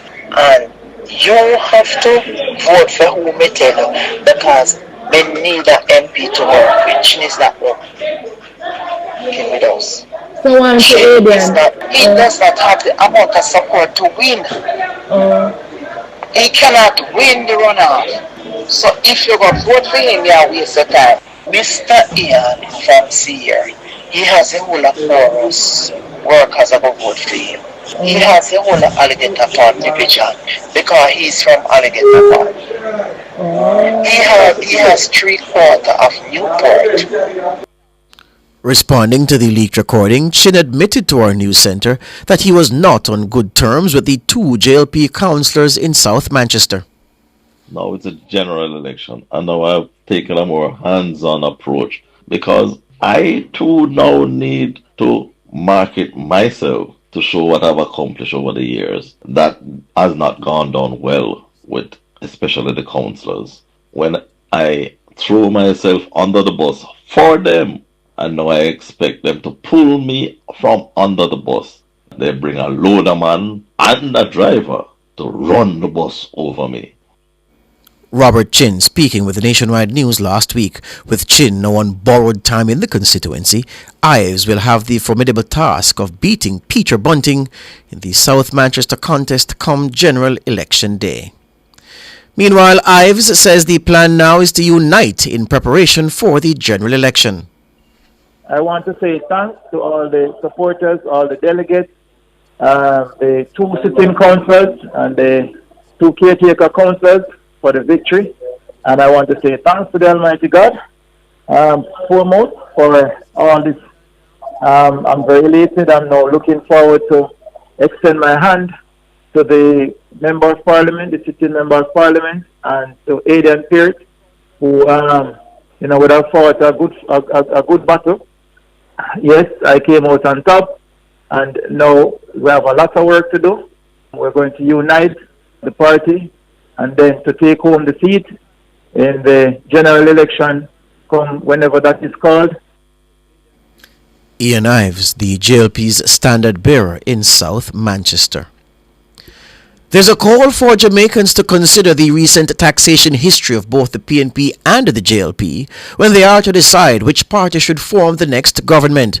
Government Senator Abka Fitzhenley made the call at a meeting of the JLP's Area Council 1 in South St. Andrew on Sunday. The other side imposed $60 billion of taxes on the people of Jamaica in their last term. The government of Andrew Michael Holness has gone approximately 10 consecutive years of no new taxes. Them tax party, them tax handcart vendor. The Jamaica Labour Party believes in putting money back into the pockets of the people of Jamaica to give you a chance to provide for yourself and your families. Senator Fitzhenley, who's chairman of the JLP's Communication Task Force, told Labourites to not be distracted by what he describes as an advertising blitz by the PNP in parts of the corporate area. But as our deputy leader indicated, it is the duty of the various arms and organs of the party to put the party leader in a position that whenever he's ready, he can go forth. The communication department of the Jamaica Labour Party has shifted into another gear. We have a couple more gears to go, and I drive up and down the carpet area and I see people putting up signs on the other side. But Labourites, be calm. Let them go and down out their money. We're pacing ourselves, because when that day comes and we hit high gear, the third term will be assured for the government of Prime Minister Andrew Holness and the Jamaica Labour Party. Senator Abka Fitzhenley. National Security Minister Dr. Horace Chang says the continued steady decline in homicide numbers in the country bodes well for the language used by both the US and Canadian governments in travel advisories issued to their citizens. He was speaking last Friday at the formal opening of the Froome Police Station in Westmoreland. When these numbers go down, I can talk to the US government about a better travel advisory. Travel advisory hurt us. So it's not just that I'm here speaking as a minister and as the General Secretary of the party that I say, yes, security is crucial and I want to commend the police for the sake of commending them and get their support. No, success in public safety and good order is a foundation and pillar for building your country. And a simple fact of that, we keep these numbers right, I have a point to argue with those who write these travel advisories. And travel advisory affect tourism. So all aspects of the work of security, not only protecting Jamaican physically, but protecting our economy, our community, and the quality of life that we seek to achieve. Since July last year, the U.S. State Department has maintained a Level 3 advisory on travel to Jamaica. The department urged citizens to reconsider travel to Jamaica due to the level of crime. It says U.S. government personnel are prohibited from traveling to certain areas in Jamaica due to the increased risk of violence. The department also issued a Level 4 advisory for U.S. Embassy personnel, prohibiting them from using public buses and traveling to sections of 12 parishes. These parishes, St. Anne, St. Catherine, Clarendon, St. Elizabeth, Hanover, St. James, Kingston and St. Andrew, Manchester, St. Thomas, Trelawney, and Westmoreland. You'll notice from that list, only St. Mary and Portland are missing. According to the State Department, violent crimes such as home invasions, armed robberies, sexual assaults, and homicides are common. A make or break moment for Mark Golding. That's how political commentator Lloyd B. Smith is describing what's at stake for the opposition leader when he makes his contribution to the budget debate on Tuesday. Mr. Golding has to realize that this will be his defining moment, a make or break scenario in which he has to come across, first of all, as prime ministerial in rating. The fact is that when all is said and done, this is not just a JLP versus PMP election. It's a Golding versus Holness election. The reality is that it's going to be a close election, and what is going to make the difference is which leader can attract those persons who are sitting on the fence and those who, for whatever reason, have decided not to be a part of the electoral process. And so he has to present a very clear-cut vision, not a pie-in-the-sky type of vision. Smith says Mark Golding must meet the proverbial mark on Tuesday. I would suggest to him that he does not go the tribal route. We have had enough of that. Yes, he has to show that he has some fire in his belly. He can't come across as being pliant and easygoing. He has to show that he has a passion to serve. But at the same time, Jamaicans are getting tired of what we call the tracing and the throwing of words and so on. So he has to raise the bar, he has to rise above the fray and give Jamaicans a feel of what he, as a Prime Minister and ultimately a President of the Republic of Jamaica, will bring to the table in terms of taking us to a better place. Lloyd B. Smith, political commentator. And another political commentator, Jermaine Barrett, believes the PNP will have trouble winning over the electorate if Mark Golding does not present a clear and a credible plan to address the issue of economic growth. Mr. Golding must present a plan, a reasonable, rational, sensible plan that convinces Jamaicans that his party has a viable option for promoting economic growth and sustainable development for Jamaica. We are trapped in a low growth spiral, and for the opposition to really win the hearts and minds of Jamaica, they have to really prove that whatever they're coming with is not only just viable, but is more persuasive than the alternative coming from the Jamaica Labour Party. Jermaine Barrett, political commentator. Following Sunday's seizure of several rounds of ammunition in Spanish Town, head of the St. Catherine North Police Senior Superintendent Hopton Nicholson says he's determined to establish order in the old capital. Multiple joint military operational activities were conducted in communities in and around the Spanish Town area. Now, during one of these operations in the St. John's Heights area, one illegal firearm loaded with 12 rounds of ammunition was seized. One man who is of a Clarendon address was arrested for this seizure. Other operations were also conducted in the McVickers Lane area that is located off Old Harbour Road, where 5.380 cartridges and 5 12-gauge cartridges were recovered in a full cube. No arrest was made for these recoveries. SSP Nicholson says residents are cooperating with the security forces. A man who is wanted by the Counter-Terrorism and Organized Crime Unit of the JCF for being a member of a criminal organization was also apprehended during one of the operations conducted in the Lime Tree community. Now, the St. Catherine North Police will continue to conduct operations of this nature with the aim of denying criminals the opportunities to commit crime and to make communities safer. SP Hopton Nicholson, he's head of the St. Catherine North Police. The Member of Parliament for North East St. Anne, Matthew Samuda, is to tour the Ocho Rios Market later on this Monday after a section of the facility was damaged by fire on Sunday.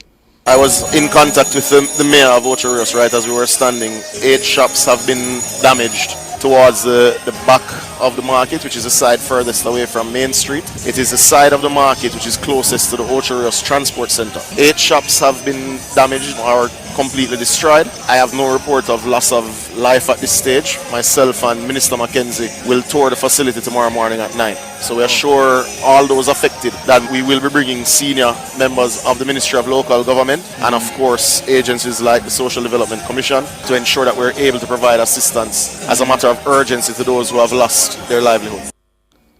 Samuda says the relevant authorities have been mobilized to assist those affected by the fire. We are aware Councillor Isaacs and His Worship the Mayor Michael Belnames are already on the ground. The CEO of the Parish Council is en route. SDC has already been advised and is helping us with assessments. SSP Powell of the JCF has deployed a high-level team there. So all of the necessary agencies for state response are mobilized. And in terms of the social and economic response that will come post the assessments done by the SDC. Matthew Samuda, MP for North East St. Anne, he was speaking with Cliff Hughes on Sunday at the JLP's Area Council 1 meeting on Ireland Road in St. Andrew. The National Environment and Planning Agency NEPA says it continues to investigate the source of the fish kill along a section of the Rio Cobre on Saturday. The CEO of NEPA, Leonard Francis, says it may take several days for the source to be identified. And we did, yes, there was a minor fish kill, and of course we found that the river was contaminated, but it was contained. It was actually contained, and it was actually moving through the system. Our investigations continue, and I said by next week we should be able to say something very definitive on the issue. Right, so we went out today as well. A team went out today as well, and they are doing further sampling and further tracing with the source. According to NEPA, based on the initial investigations, the incident may have been caused by a caustic chemical. The incident occurred between the communities of Zephyrton and Vanity Fair. NEPA has advised the persons to avoid using the water in that section of the river for domestic or recreational purposes until further notice. Yes, it still stands for now. We did do some pH testing. It is within normal levels, but we would rather you wait for another day or two just to make sure. That's Leonard Francis, the Chief Executive Officer at NEPA. Meanwhile, environmental watchdog Jamaica Environment Trust, JET, says it's not impressed with NEPA's response to yet another fish kill in a section of the Rio Cobre. JET's CEO is Teresa Rodriguez Moody. Yeah, the Jamaica Environment Trust is very concerned with these repeated incidences of pollution into the Rio Cobre. And yes, we're being told that it's a minor or a moderate fish kill, but I think what we need to be focused on is that we have yet again a situation of pollution into the Rio Cobre. I just saw news broadcast indicating that several communities have been affected. So, when you have contamination of the river, this major river that provides water supply for domestic agriculture and other purposes, the fact is it's more than just fish kill. It's more than just people being unable to use the river for recreational purposes. And so we really need to look at improving the monitoring and enforcement. Teresa Rodriguez Moody, CEO of JET. Finally, to international now. New Canadian Prime Minister Mark Carney arrived in Paris on Monday to meet with the French President Emmanuel Macron, seeking support from one of Canada's oldest allies as U.S. President Donald Trump continues to attack Canada's sovereignty and economy. This is Carney's first official foreign trip since he was sworn in on March 14. He'll next land in London, where he'll meet the UK Prime Minister Sir Keir Starmer and King Charles, the head of state in Canada. Carney has deliberately chosen the two European capital cities that shaped Canada's early existence. During his swearing-in ceremony, he noted that the country was built on the bedrock of three peoples, French, English, and Indigenous, and said Canada is fundamentally different from the United States and will never, ever in any way, shape, or form be part of the United States. Fighting talk from the Canadian Prime Minister to end the news.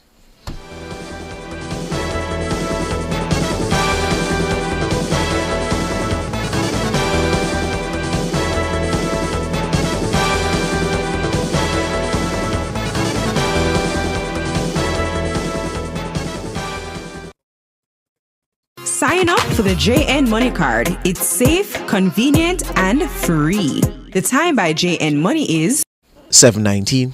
Rent or buy your hurricane supplies from Total Tools. Visit 102 Main Street, Ocho Rios, or 34 Slipe Road, Kingston 5. The temperature brought to you by Total Tools Jamaica is 26 degrees Celsius in Kingston, 25 degrees Celsius in Montego Bay, 22 degrees Celsius in Mandeville. At Active Home Center, we've got everything you need to create that perfect spa retreat. From comfort height toilets to the widest selection in faucets and shower enclosures to stylish tubs and the latest trends in bathroom cabinets in various sizes. Our bathroom collection has the perfect fit for every space and every budget. Your relaxing retreat starts here. Visit our showroom in Kingston at 84 Constance Spring Road or Montego Bay at Barnett Tech Park. Active Home Center. More savings, more choices.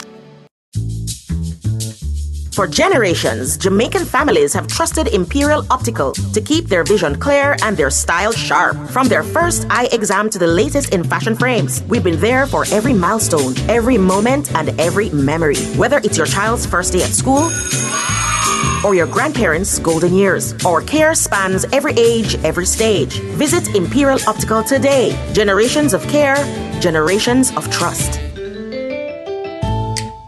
Don't fall victim to deepfakes. Watch out. Protect yourself. How are this For on more my TV? information, visit broadcastingcommission.org or Here ya, scan baby. the QR code on screen. Deepfake. No deepfake can't catch me. Junior, you know say AI can make something will look and sound just like you? One day Junior get a voice note from her granny. Say the food done, the medication done, and she need money urgently. Need money urgently. But Miss Pat no like ask people for things. And as so comes Judy get suspicious. So what she do? She asks the neighbor to go check pan her. Junior, the lady quite alright over there make her Sunday dinner. So the voice note a deepfake. Yes, my love. Come, your food ready. Right now it look like we have to outsmart the AI.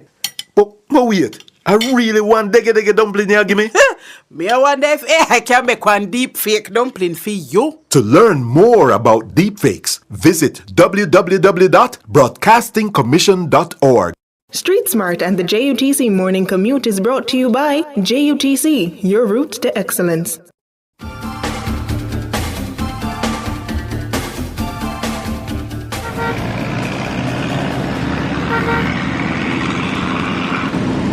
Time now for Street Smarts 2 with the gentleman Ludlow McLean. Good morning, Ludlow. Again, George, morning time to you, our listeners, and all our motorists and the visitors. Good morning, good morning, good morning. There are still gaps. Like I noticed Mullines Road, there are gaps along Mullines Road, mainly at the intersection, Mullines, Waltham. But before that, from the leave the boulevard, the traffic is steady all the way there. And then going across now, where the traffic really is when you leave Park Drive, heading towards Eastwood Park Road. That's where the traffic is. And likewise, it's the same thing along Hagley Park Road, coming up towards Eastwood Park. And South Oden Avenue, that's where the traffic is. The traffic is also in the vicinity of Constance Spring Road. All lanes are busy from the moment you leave West Avenue, coming all the way down West Kings House Road, all the way towards Harvard Square. That's where it is busy. Waterloo Road is also busy. Kingsway. So that area is busy. And if you're in the Harvard Square, coming from the Hope Road end, it is also busy in that area. Trafalgar Road, so far from Waterloo, it's steady, but it's building.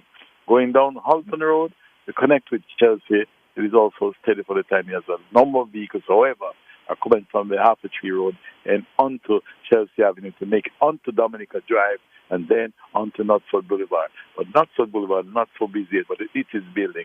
Oxford Road in both directions, quite active. So it's a busy Monday morning, but I am telling you, compared to the last week Monday, it's a different Monday morning. Yesterday, most of the areas were, last week it was really gridlock, and so it's a different Monday morning. So let's see what happens during the course of the morning. But we still urge you to be safe on the road and be alert, and as usual, at Street Smart, your safety is our concern. It's over to you, George. Thank you, Ludlow. Ludlow McLean there with Street Smarts 2. Up next, Front Page.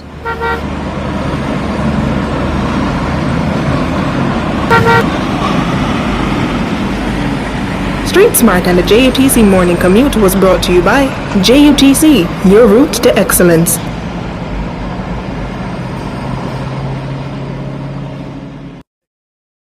Front Page is brought to you today by ABC Electrical Sales, for a better choice in the electrical business. For all your electrical needs, visit ABC Electrical Sales. They stock a wide variety of electrical supplies including plugs, switches, panel boards and conduits, plus energy-saving fixtures. ABC Electrical Sales stocks brands like GE, Siemens, Philips, Cutler Hammer and Allen Bradley. They also offer free island-wide delivery just to suit your needs. Visit them at Shop 8, Hagley Park Plaza, Kingston 10, or call 876-754-3714-5 or 876-754-3825-8. APC Electrical Sales, for a better choice in the electrical business.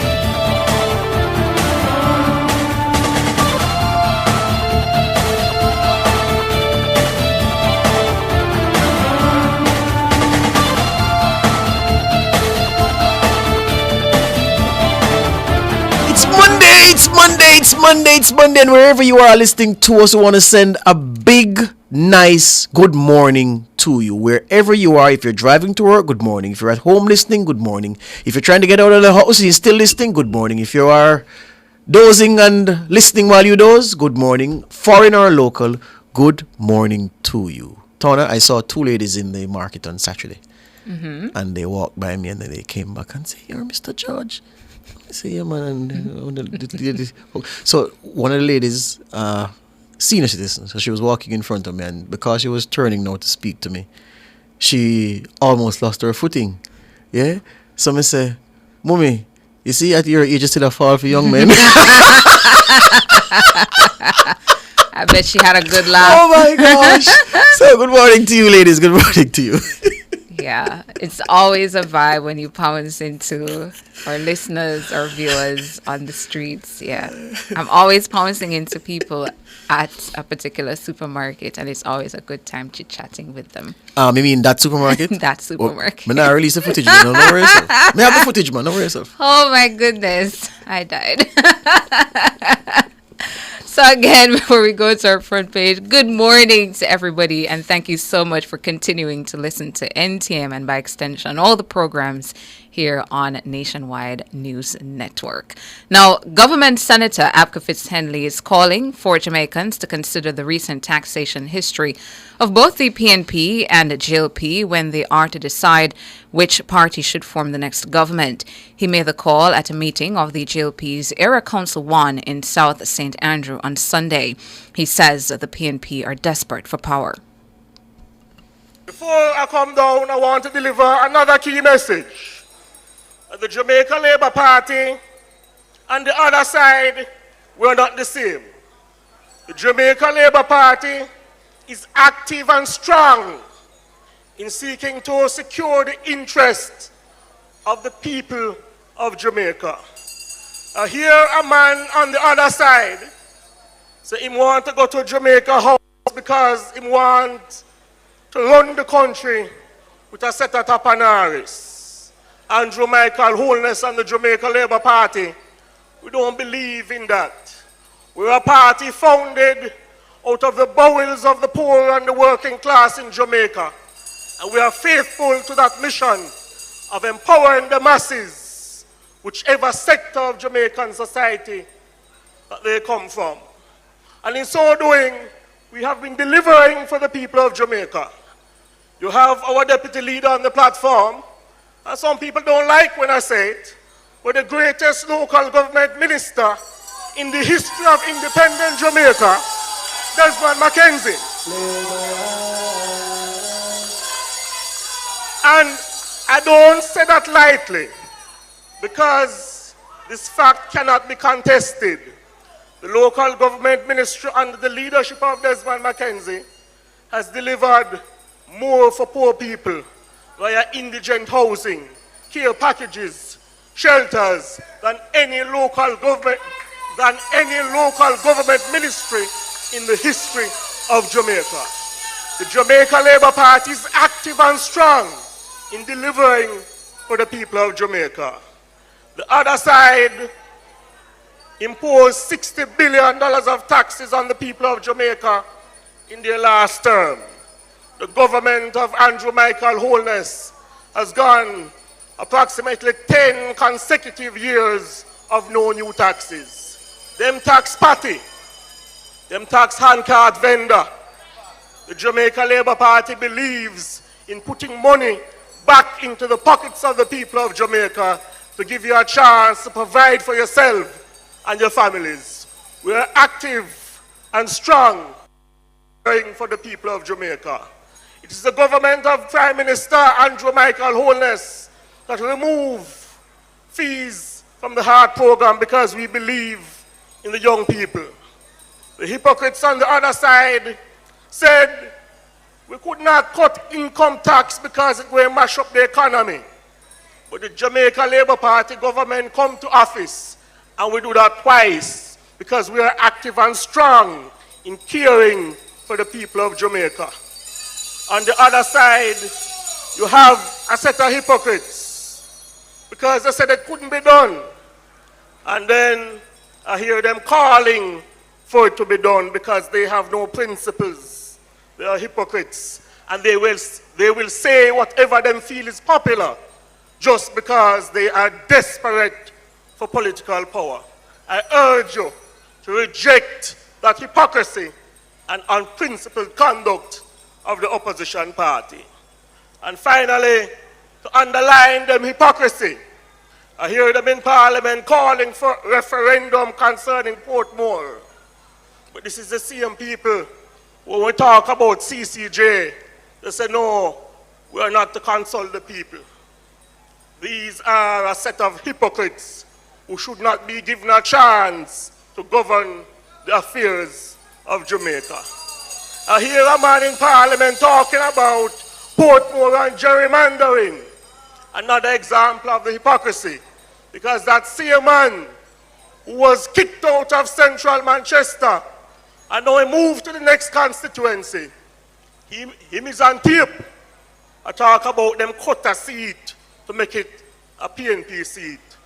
Labour rights, my Jamaican family, we cannot afford to give back the reins of this country to these unprincipled, hypocritical people who are desperate for political power.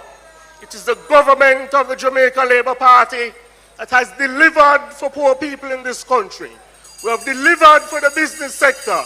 We have increased pensions and delivered for the senior citizens. And therefore, we ask you to choose the Jamaica Labour Party because we are the party that choose Jamaica. Playing for you excerpts from the JLP's Area Council 1 meeting that was held in Southeast St. Andrew yesterday. We'll bring more excerpts after the break, as well as play for you some excerpts from the PNP's meeting that was held in Southeast St. Elizabeth.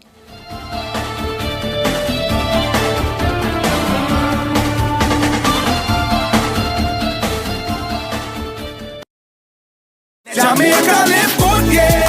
Give up every illegal gun. Call the police at 119 or Crime Stop at 311. The time by the Ministry of National Security is 7:32. Fix up with Fleetwood products for your home improvement, personal care, and aromatherapy needs. They have your well-being in mind. Available at retailers island-wide. The temperature by Fleetwood Jamaica is 26 degrees Celsius in Kingston, 25 in Mobay, 22 in Mandeville.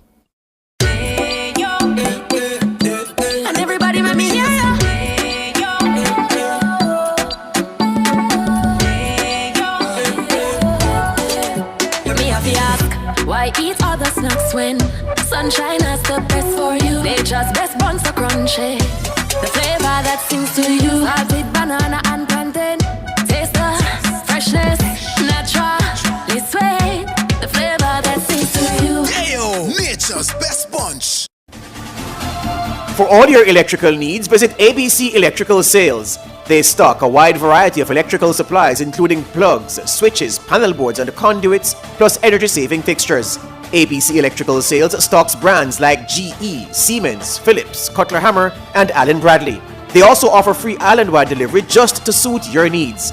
Visit them at Shop 8, Hagley Park Plaza, Kingston 10 or call 876-754-3714-5 or 876-754-3825-8.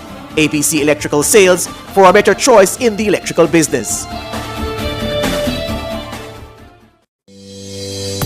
Do you need a copy of your property title? Visit Eland Jamaica to get quick access to land-related information anytime, anywhere in the world. You can also access our free integrated map from the comfort of your home or office without having to visit us. All you need is internet access and your credit card to access Eland Jamaica at nla.gov.jm or call the National Land Agency at 876-750-5263 for more information. Eland Jamaica, your guide to Jamaica's land information anywhere, anytime. Every day I come home from work knowing I'm made for more. I want to do my own thing. So I got a Jane Bank small business loan. I did. And when I opened up my liquor salon that first day, big things. Now I am my own boss, hopping my own style on the world. Jane Bank small business loan helped me trend up. Jane Bank helps you grow your business with a Jane Bank small business loan that is perfect for you. Borrow from $10,000 up to $1.5 million to help cover expenses. Visit janebank.com to get started today. Jane Bank will help you find a way. Attention motorists, it's time to switch to the T-Tag on Trans-Jam highways. Our automated T-Tag lanes reduce the cost of managing cash at our toll plazas, and drivers of Class 1 and 2 vehicles who use the T-Tag pay a lower toll fare than those who use the manually operated toll booths. They also get their 10th trip through any toll plaza free. The T-Tag makes it quicker, more cost-efficient, and safer for our customers. So switch to the T-Tag today and experience the convenience. T-Tag packages are discounted to only $1,500, including a $500 toll credit from now until March 31st.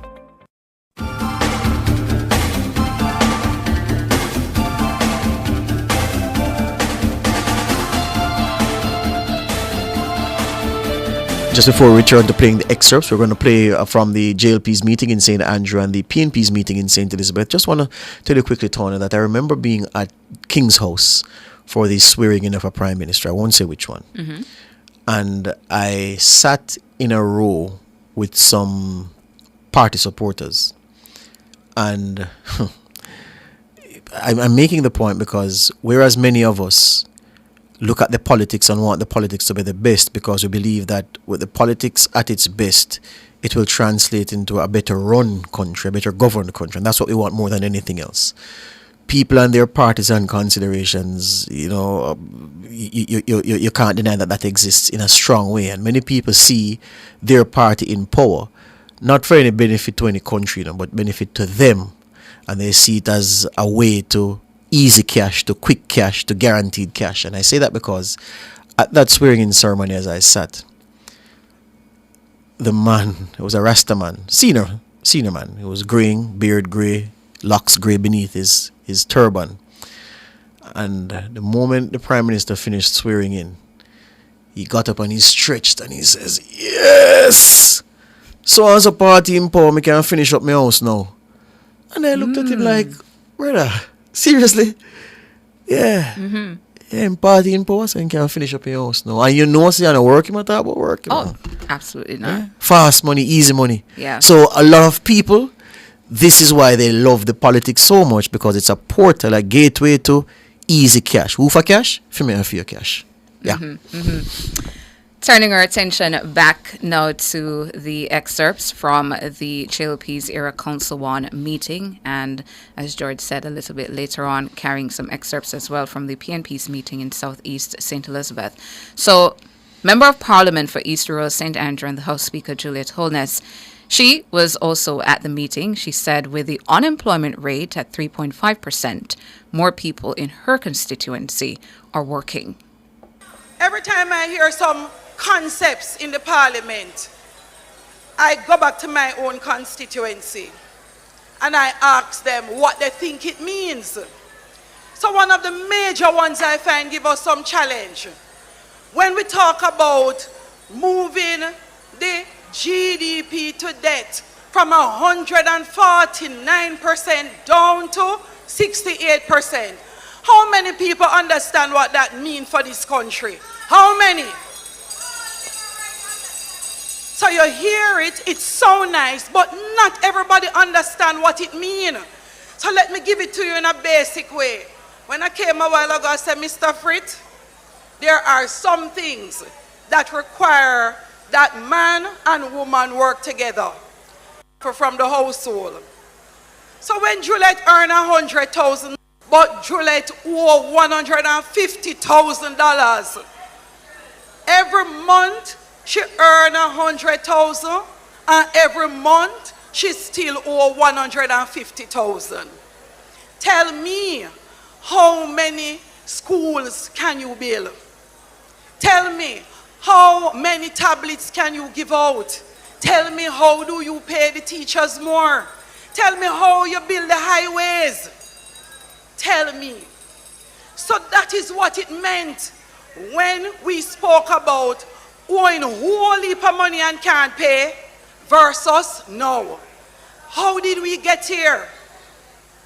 Purposeful, meaningful, dedicated work from the team in the Jamaica Labour Party.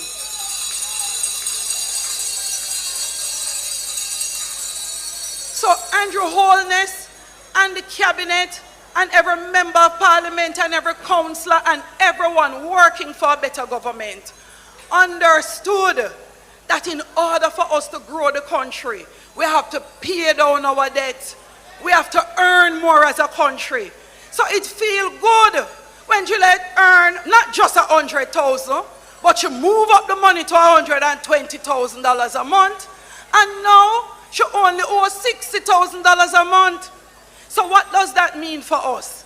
It is the reason why we have been able to provide 300 more homes, not built from board anymore, but built from solid concrete to the people of Jamaica. Shout, shout, shout, shout, shout. It is the reason why our students and our teachers can boast. Students getting 15,000 new tablets, teachers getting vouchers for 25,000 new tablets. That is improving our education and ensuring that our students have access to the technology. It is because we are doing better as an economy. Now I remember driving one time to Manchester. I tell you, after I go through poor Ross, I go. About 2 hours and I started driving a little bit too fast. However, after the new highway, zoops, me reach. And I started to wonder, when some people talk about building and improving all these roads and highways, if they understand what it does. Can you imagine, instead of taking 2 hours to reach to work, you can reach work in 30 minutes? What then?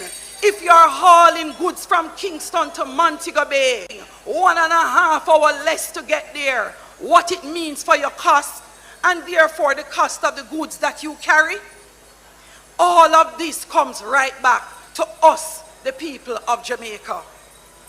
So when I walk my constituency, and particularly today, and I saw them fixing the road, and I said, but I don't see anybody from East Rural working here, and start to cuss, cause me miserable sometimes. Me say, where are the people from the constituency on the road? They say, we're trying to get them, ma'am, but I'm tired, because with unemployment below 5%, everybody at work. Juliet Holness, MP for East Rural St. Andrew. And you know it, George, it's good that you have members of parliament who take onto the political platforms to explain these things, because a lot of times Jamaicans get lost in the numbers. You talk about this debt to GDP ratio, and you tell them the numbers, and they're like, what are you talking about? Mm-hmm. They don't understand. Yeah. So it's good for people to come onto the political platform and explain in real terms what lowering Jamaica's debt to GDP ratio is able to do for ordinary Jamaicans. Yes. Yeah, because where is it heading now? 68? It's heading to 60. To 60. To the target, yeah. Yeah, to 60. Mm-hmm. And how she puts it in the dollar figures, when it is that it's over 100%. Say, for example, she was saying that you earn $100,000 a month. You owe $150,000. Mm-hmm. When you earn that $100,000, none of that is pretty much yours, because you have to use all of that to pay down on your debt, and you still owe $50,000. Yeah. And you still have to live. And you still have to live. Yeah. Now, when it is below, say, for example, the 150,000, when you say, for example, it's below the 100,000, Yeah. When you earn, you're able to pay down your debt, and you still have something in your pocket that you can use to, if it was looking at or living, to pay your bills, to buy food, to pay for transportation and all of that. And to save. And to save. So we're able to do that now. And she put it in the practical terms. You're able to buy laptops or tablets, as she said, for teachers and our students. You're able to buy buses. You're able to fix roads. And they say it all the time. Look at all the things that we're able to do from our own pockets. Yeah. Do we take this one, Mr. King, or okay, all right. After the break, we're going to hear from Matthew Samuda from the same South St. Andrew JLP Area Council 1 meeting, and we'll get some, and then we'll get a couple from the PNP as well in.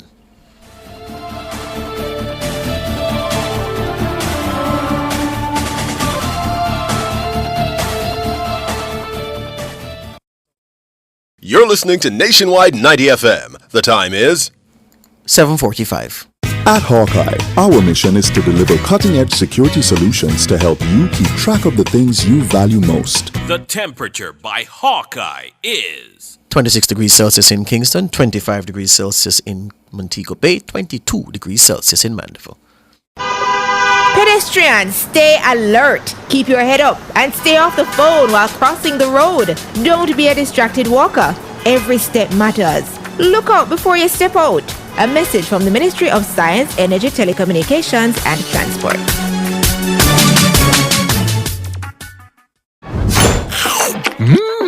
Come taste the beat with Tasty Cheese. This Easter we're back bigger and better. The Tasty team will be at St. William Grant Park in downtown Kingston, Saturday, March 8th from 12 p.m. to 5 p.m. Save the date and don't be late. Come vibe to some Tasty Beats. You could win prizes and surprises. Special sale on Dairy Industries products. Other food and drink will also be on sale. Tasty Beats with Tasty Cheese. I pursue opportunities. I prepare for opportunities. I plan for opportunities. With Sagicor e-Invest, you can prepare, plan for and pursue IPO opportunities. Browse IPOs, review IPO details and prospectuses. Select and apply for a featured IPO. IPO with Sagicor e-Invest. Think wealth. Visit sagicor.com. Hey there, commuters! Big news! Your JUTC SmartFare cards are here! It's time to swap out those old Smarter cards and step into the future of easy, efficient travel. We know transitions take time, but let's get started. Here's how. Grab your Smarter card and your ID. Bring it to any JUTC ticket office. We will then switch you to a SmartFare card. Top up and voila! Your brand new SmartFare card is ready to roll. No stress, your balance moves with you to your sleek, upgraded SmartFare card. So, out with the old, in with the new. Right, with SmartFare.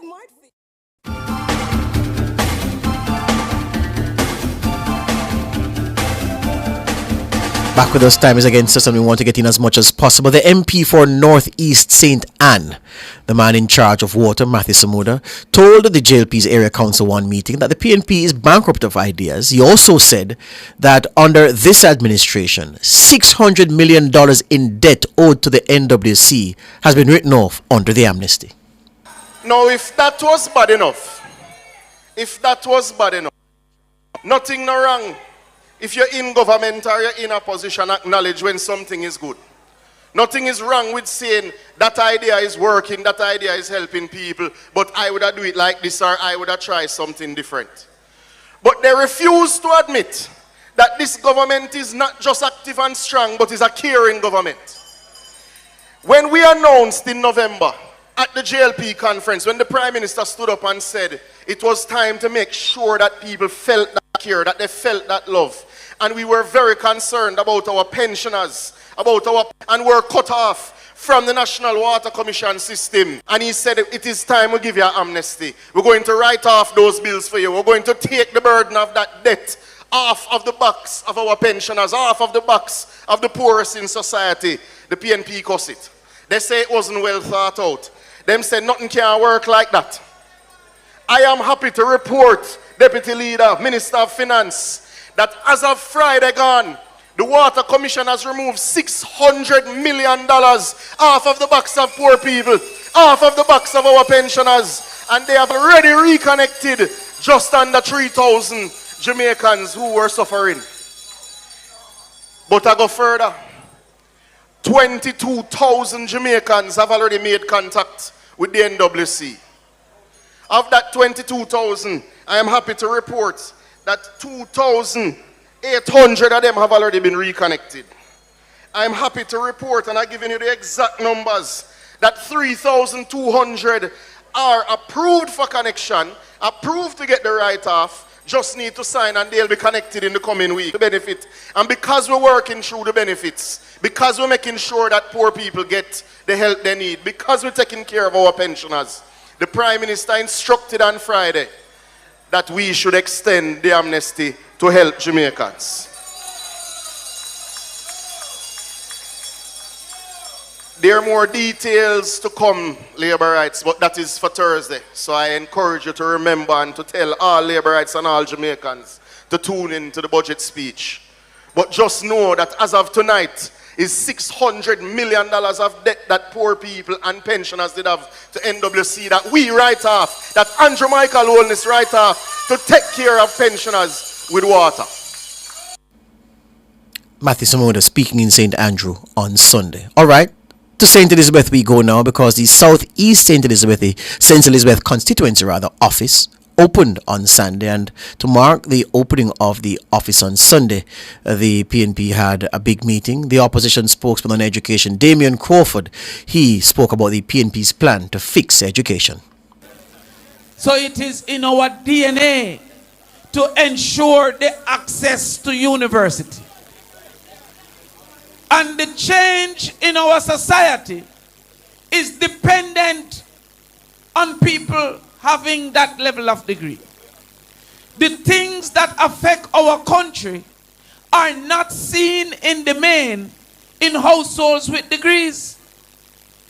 The house we have degree is less likely to have children from malnutrition. The house with degree is less likely to need to go doctor and can't afford it. The house with degree is less likely to have people committing murder and other crimes. So if we can get 1 degree in every house, whole heap of problems, sir. But they don't want that. Because they want people to clean them toilet and bathe them dog.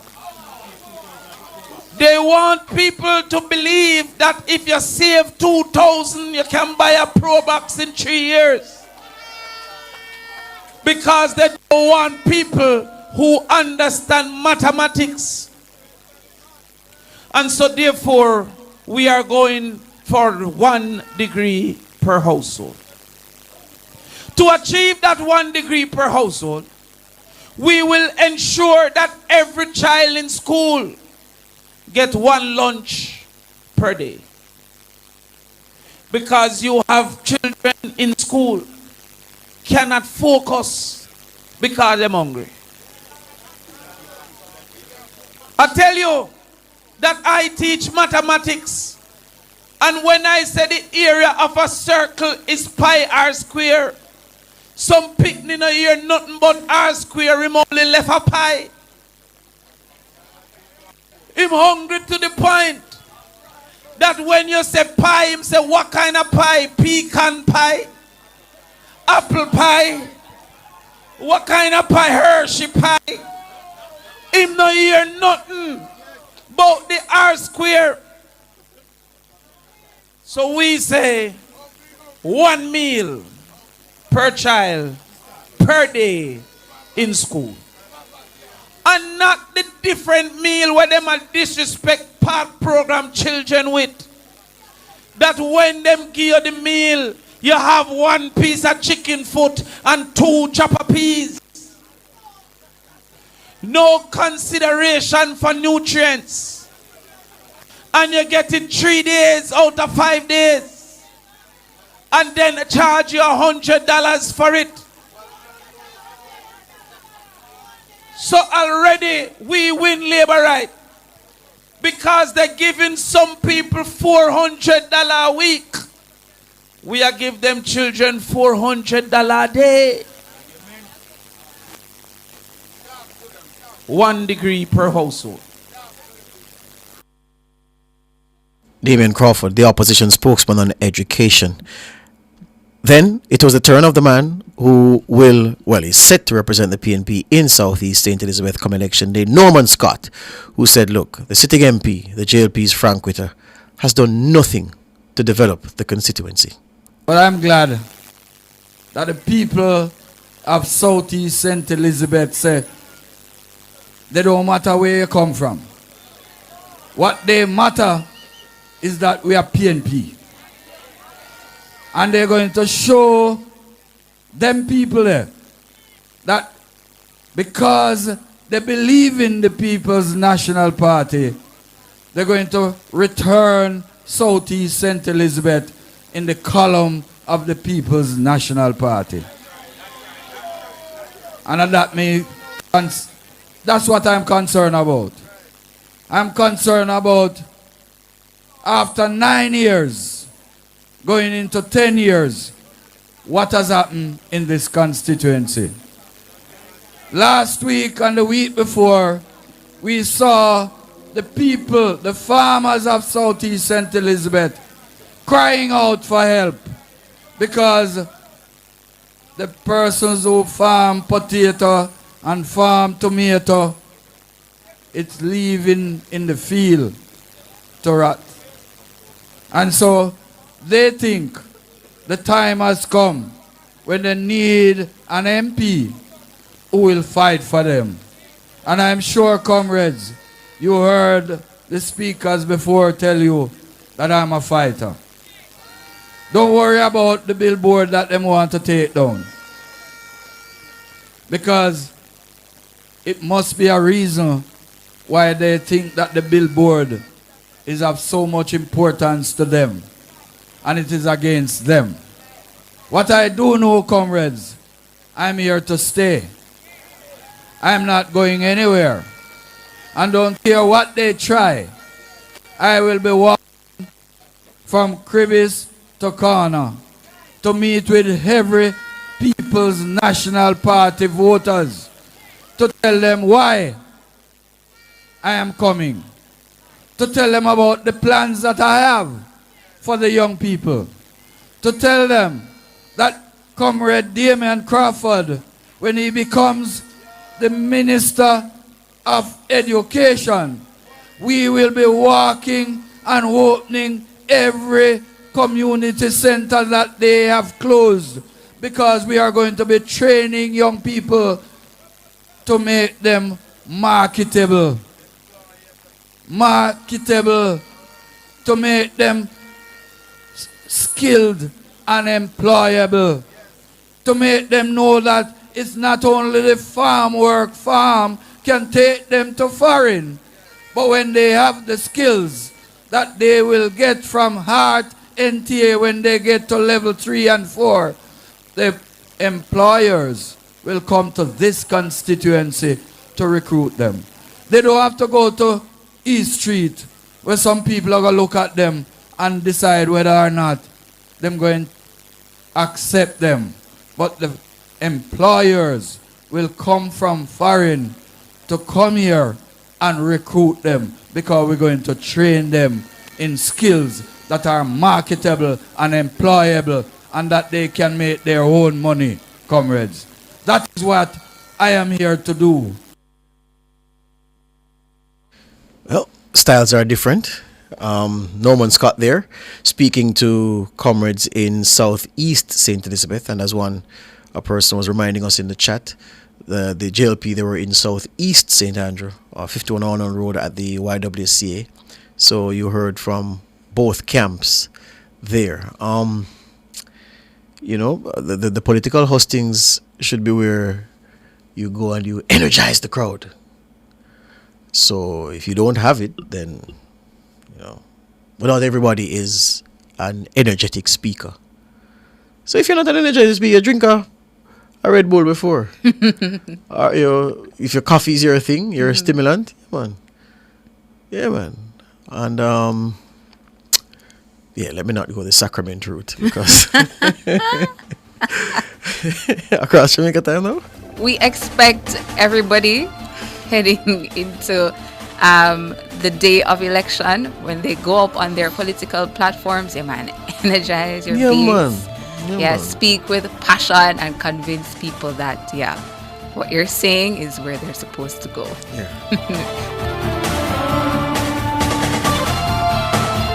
Front Page was brought to you today by ABC Electrical Sales, for a better choice in the electrical business.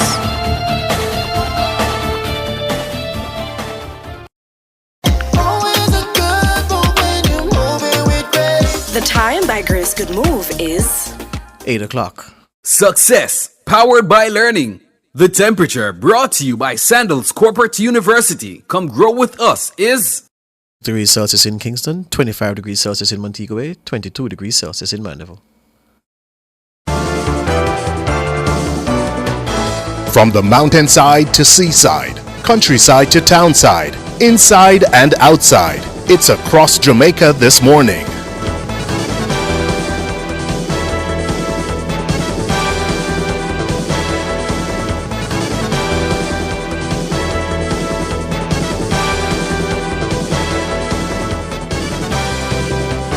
In across Jamaica this Monday morning, over 40 aspiring entrepreneurs and wellness enthusiasts from 14 communities in the Albertown development area in Trelawney have been equipped with the skills to launch or expand their businesses. This was made possible through a body care products workshop hosted by the Social Development Commission, SDC, under its local economic development support program. The workshop was held at the Albertown campus of the Heart and Estate Trust. It provided hands-on training in areas such as ingredient selection, formulation, safety protocols, and packaging for sustainable market-ready body care products.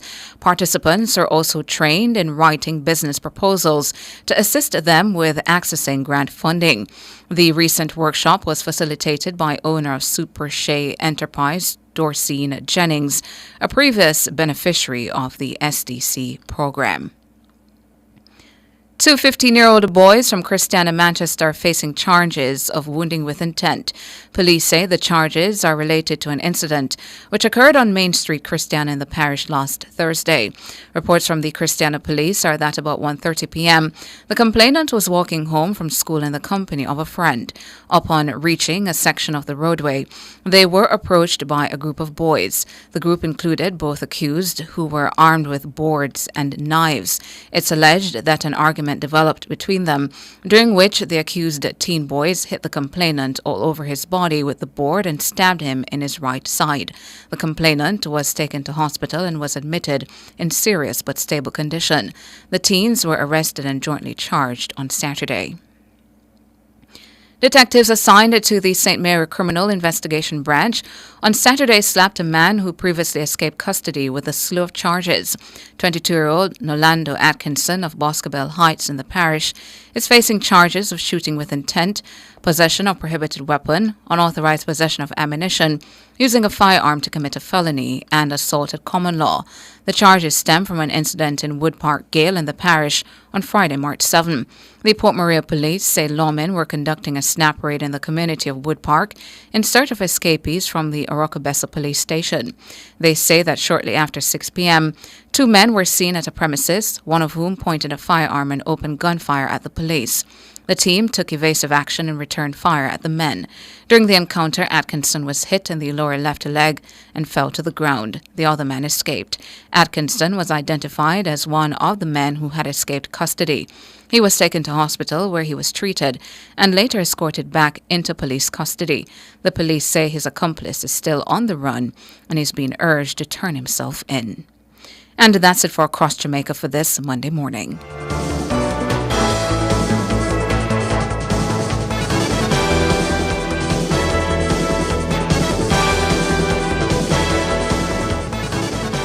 Yo, my boss. Yo. Yo, my general. Yeah. Yo, my king. Yeah. The new BK Mega Stacker. Come for run everything. Choose your style. Double, triple, or quad stack. Juicy grilled beef. Plus crispy bacon, some stackerific sauce, and layers of melted cheese. So if you think you can angle it, stackify yourself today. Order the BK Mega Stacker and have it your way. The new BK Mega Stacker. Built for satisfaction. Limited time. Only at Burger King.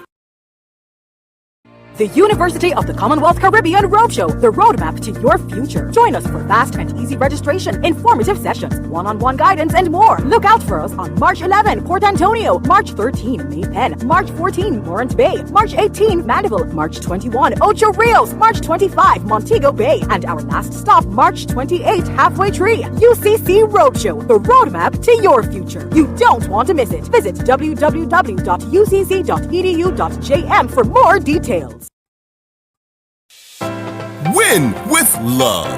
Use your JMMB Money Transfer Prepaid Visa Card from October 1, 2024 to June 30, 2025 for a chance to win your share of a $2.1 million grand prize, plus a $100,000 university cash grant and cash back from paying tolls and shopping with your card. Receive money 24/7 in minutes with Visa Direct via MoneyGram, Zoom, Remitly, or directly through RIA and Zoom. Visit jm.jmmb.com/money-transfer for full details on how to enter and win with love. Authorized under Section 58.3 of the Betting, Gaming, and Lotteries Act. Conditions apply.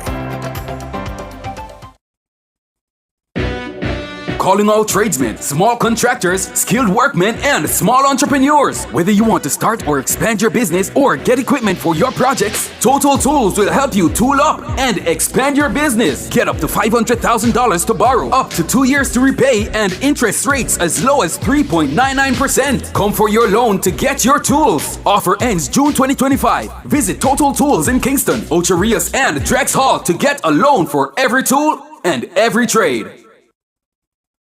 Attention motorists, it's time to switch to the T-Tag on TransJam highways.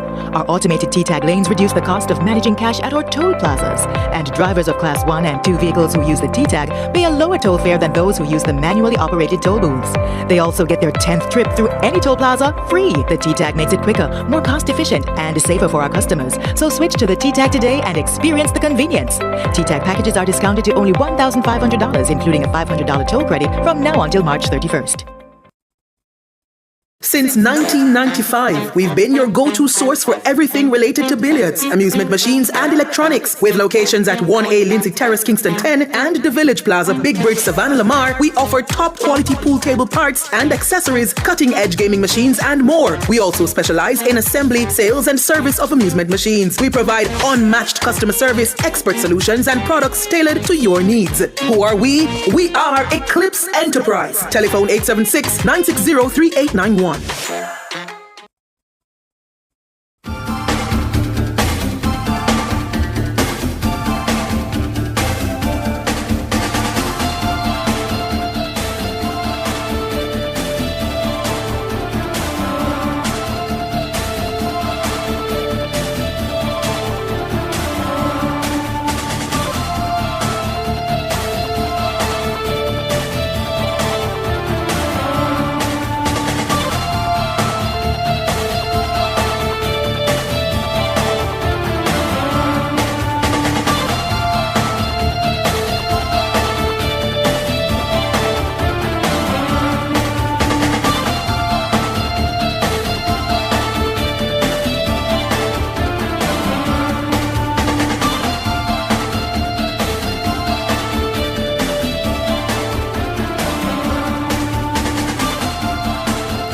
Welcome back to Nationwide this morning, turning our attention now to Global Recycling Day and the importance of recycling. Global Recycling Day is celebrated every year on March 18. That's tomorrow.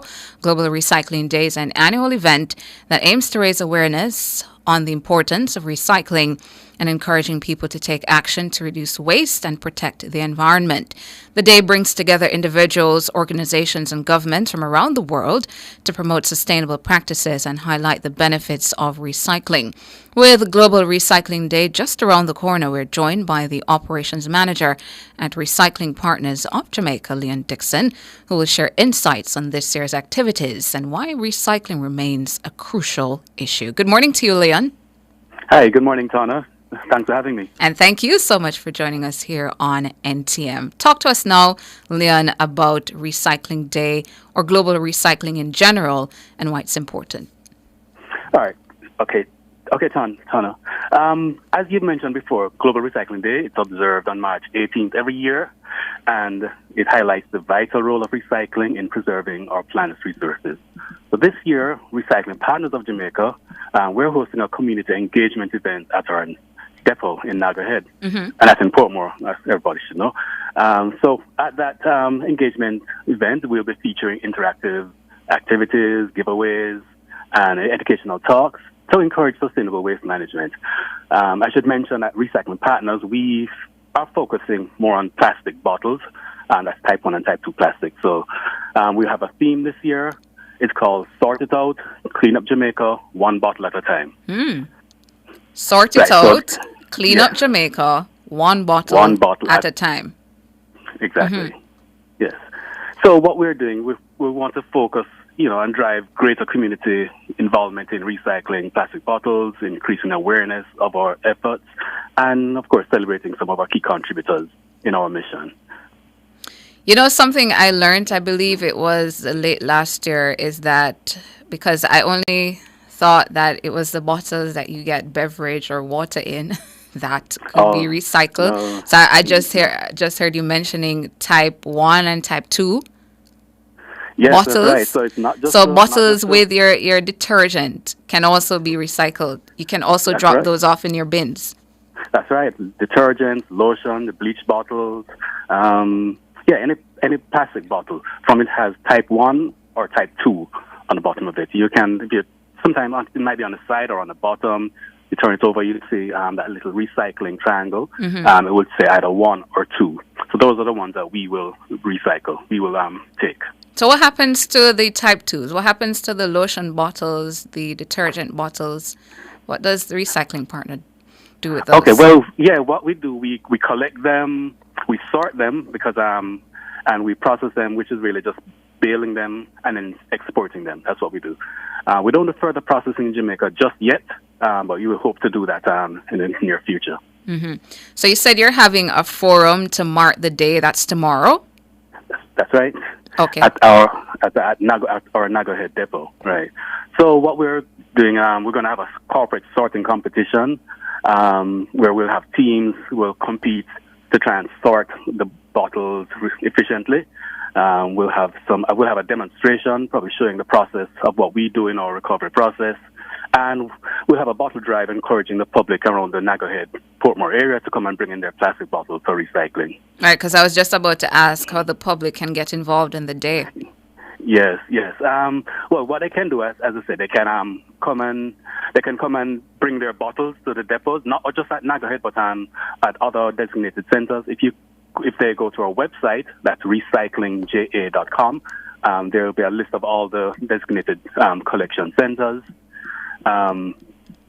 What they can also join a cleanup effort, or organize their own in their communities.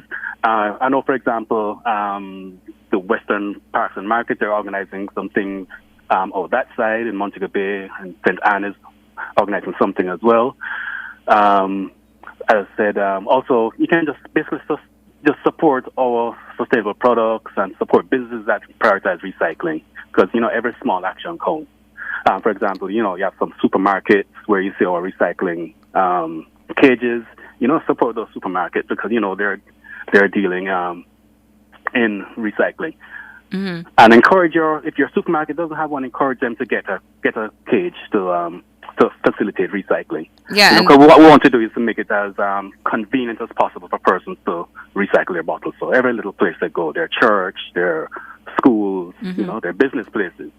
Yeah. And Leon, I was just looking at the website recyclingja.com, which is very user friendly.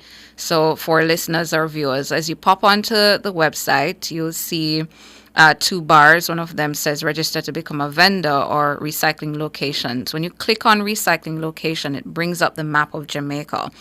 And if you click on your parish, for example, then it gives you a drop down of the locations where you can go and drop off your bottles or any other item that's fit for recycling. So, for example, in my parish, St. Elizabeth, it says there is a Black River Redemption Center at Lower Works Housing Estate in St. Elizabeth. Oh, that one is coming. So it also tells you new locations that are coming on stream. But for the cages that are there in my parish, one is at Total Energies in Black River, one is at Border Fishing Village in St. Elizabeth, and the other is at Total Energies in Luana. So it's very easy to use. All you need to do is go onto the website, click on your parish, and it will pop up for you the locations that are available, provided by Recycling Partners of Jamaica. Do you know, Leon, yet if any other locations are coming on stream and where? Yes, there's, probably the next one to come on stream will be in Buff Bay, and that's a partnership with one of our bottlers, that's Lifespan, because it's going to be on their property. So that's probably the next one that's coming on board. There's one slated for opening later this year as well in Prairie, St. Anne, and you mentioned Black River. So those are the three that would be coming on this year, 2025. Yeah. And for persons as well who are listening, Leon, and they're interested in becoming a vendor, how can they do that? All right. So there are many ways. You can go, as you said, go on the website. You'll find information on how to do that. You can register online. You can come to any of the depots or redemption centers or head office at 25 Retirement Road and fill out the form. There's some questions we'll ask you to provide your TRN, etc. Because, of course, I should mention that persons can be paid for submitting the bottle for recycling the bottles. Once we collect them, we pay for the bottles. Or if some organizations decide to just donate the bottles, but if you want to be reimbursed for the bottles, we do facilitate that. So, the details are on the website. There's some documentation you need to sign, bring in some identification. If we have to pay you, we need that information.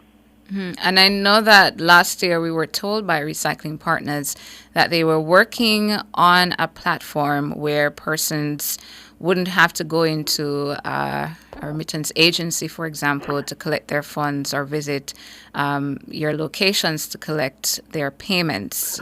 I'm not sure if that platform is on stream now. It's not live yet, but it's coming soon. It's coming soon. I can't give you exact dates yet. But what you mentioned is basically what we'll be doing. Instead of going to a remittance agency, we'll give you a card, a debit card.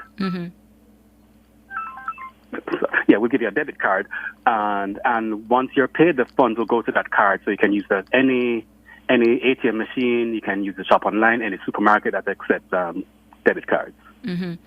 And before we let you go, Leon, we're observing the day tomorrow, Global Recycling Day. Bring it home for Jamaicans as to why recycling is so important. All right. Well, it is, as I mentioned before, it's a way of sustaining our planet, because the plastic bottles have they can develop into microplastics. Once they get into our rivers or streams, they get into our food stream. So it's very important to properly dispose of the plastic bottles or any other recycled material, because the day is not just about plastic bottles, but any recycled material for it to be disposed of properly, so that these materials don't end up in the food stream, the waste stream, etc. So tomorrow, all of you who are listening, if you can join up with perhaps folks in your community, we can do some sort of cleanup and recycling. You should go ahead and do that. Or if you can make your way to the Recycling Partners of Jamaica, their Nagahead location. Give us the address again, Leon, for persons who can come to that forum that's happening tomorrow. Okay. It's on Nagahead. I don't know the exact. It's Port Henderson Road. It's in Nagahead. That's off the Brayton Parkway. Right. And from what time will you guys be carrying out the activities? Yeah, we'll be there from 9 a.m. to about 2 p.m. 9 a.m. to 2 p.m. So if you're coming, feel free to bring your bottles with you, plastic bottles, and we'll take them off. And you can stay on for the fun activities and the educational activities. Wonderful. Leon Dixon, the operation manager for Recycling Partners of Jamaica, talking to us this morning about Global Recycling Day, the activities for tomorrow, and the importance of recycling. Thank you so much for your time this morning, Leon. Thank you too. Have a good day. You too. Going to take a break and come back with more.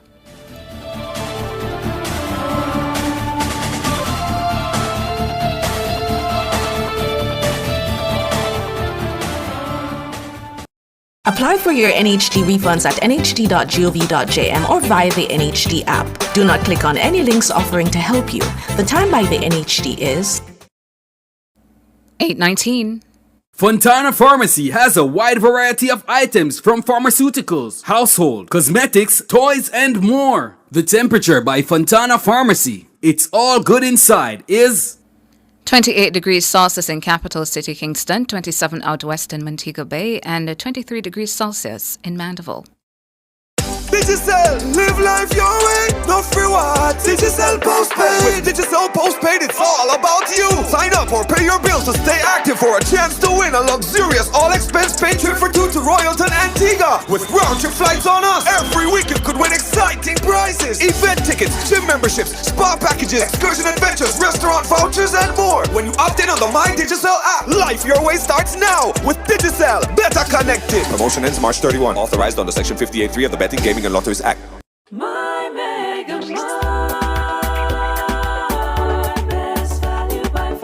With so much to do in one location, make Megamart your one-stop shop.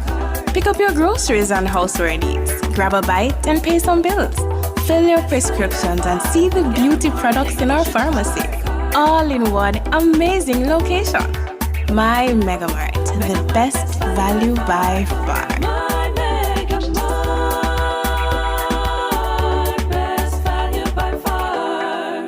Pack your bags for a dream vacation in Peru. Open a deposit account in the JN Bank Savings Streams promotion and save $15,000 or more monthly for your chance to win. Grand prize, airline tickets for two to Peru, a luxurious hotel stay, and unforgettable excursions. Other prizes, spot prizes, and cash to be won. Save so you can have the time of your life in the JN Bank Savings Streams promotion. Authorized under Section 58.3 of the Betting, Gaming and Lotteries Act. JN Bank will help you find a way.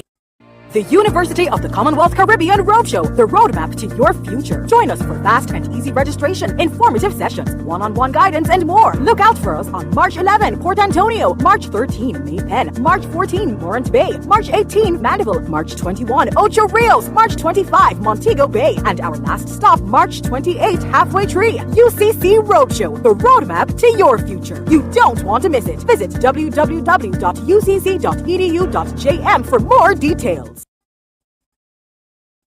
Yes, it's tax time. March 17 is the due date for your income tax returns. Self-employed individuals are required to file their annual returns SO4 and estimated return SO4A with income tax, education tax, NHT and NIS due and payable on one return. Companies are required to file the ITO2, which is the annual return, and the estimated return ITO7. Visit jamaicatax.gov.jm or call 888-TAX-HELP for details. Tax Administration Jamaica, working together to serve you even better.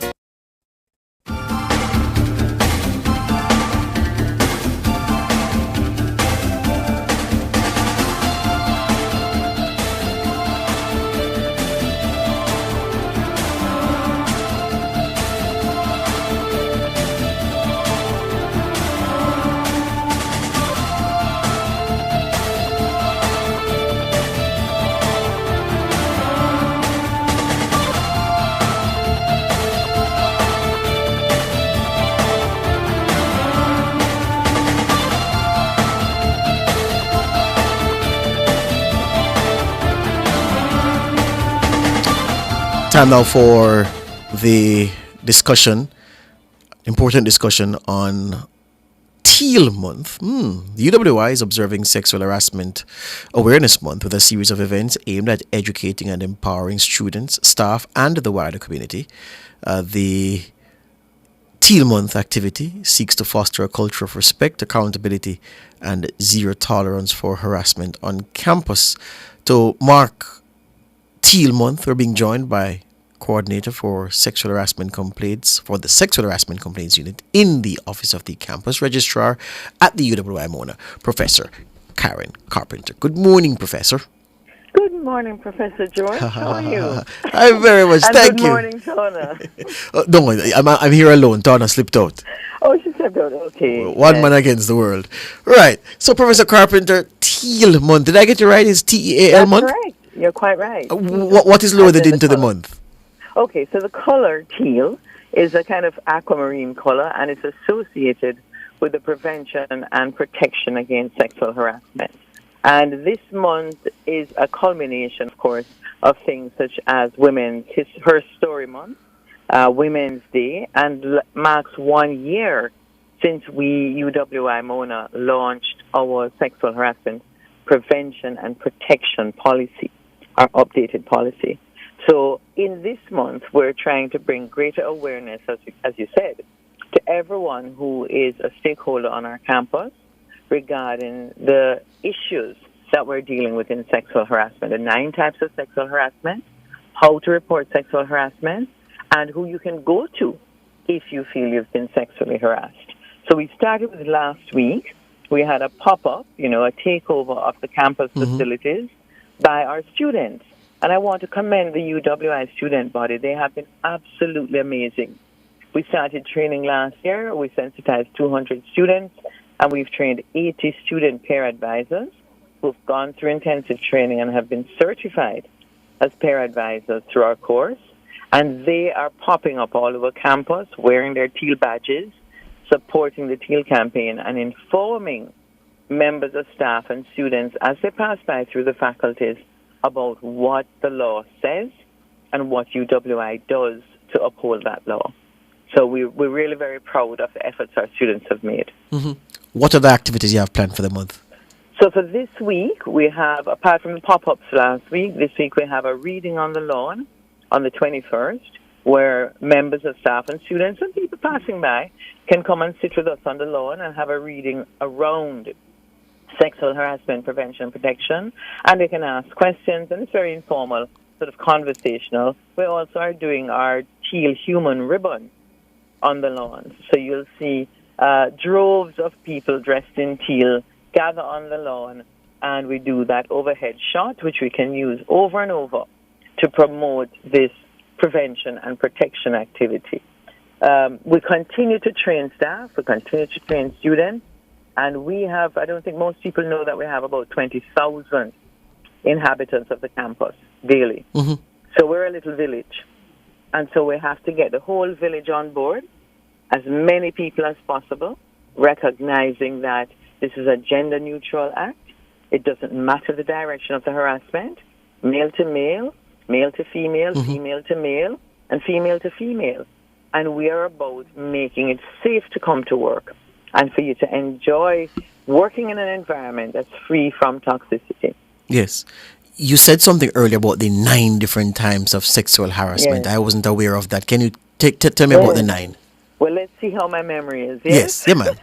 Yeah, man. So we have physical, we have verbal, we have written, we have cyber, we have stalking. You're counting, George? I'm 5. You're going 5. You're going 5. We have peeping Tom, Yeah, 6. or voyeurism. And we also have the sharing of pornographic images. That's forbidden, right? And touching, of course. So I hope I've covered most of You're going 8. We'll take 8 out of 9. 8. So I wonder which one I've left out. All right. I know what it is. Gestural. Gestural. So you can make a gesture that's lewd towards someone that's suggestive and sexually laden. And in fact, the definition of sexual harassment is very simple. Yes. Any conduct of a sexual nature that is unwelcome, uninvited, that causes the other person who's receiving it to be uncomfortable with your action. And not knowing the law is not an excuse under the law. Yes, yes. The average report of sexual harassment made on campus, or even before that, if I am a victim of sexual harassment on campus, where's the obvious place to go on campus? Well, it would be the office of the campus registrar. That is absolutely the obvious place. Most people, however, are going to go to someone who is proximate. Yes? Yes. We tell a friend, or we tell our resident advisor inside our halls of residence, or we go to the faculty office.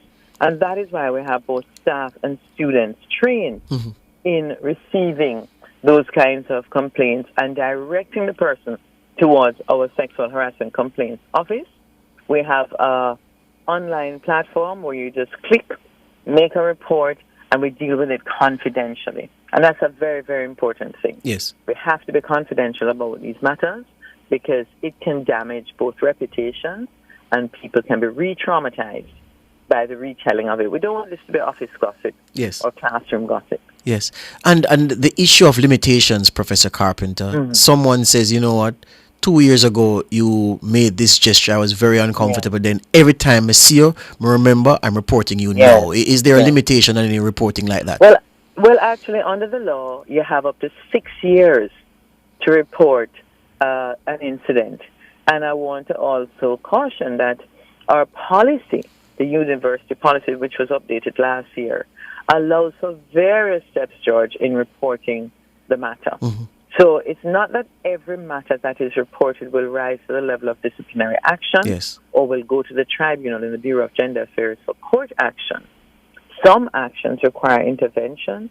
They require letting the person know that their behavior is unacceptable. They could require therapy, counseling. We also provide that for staff and students.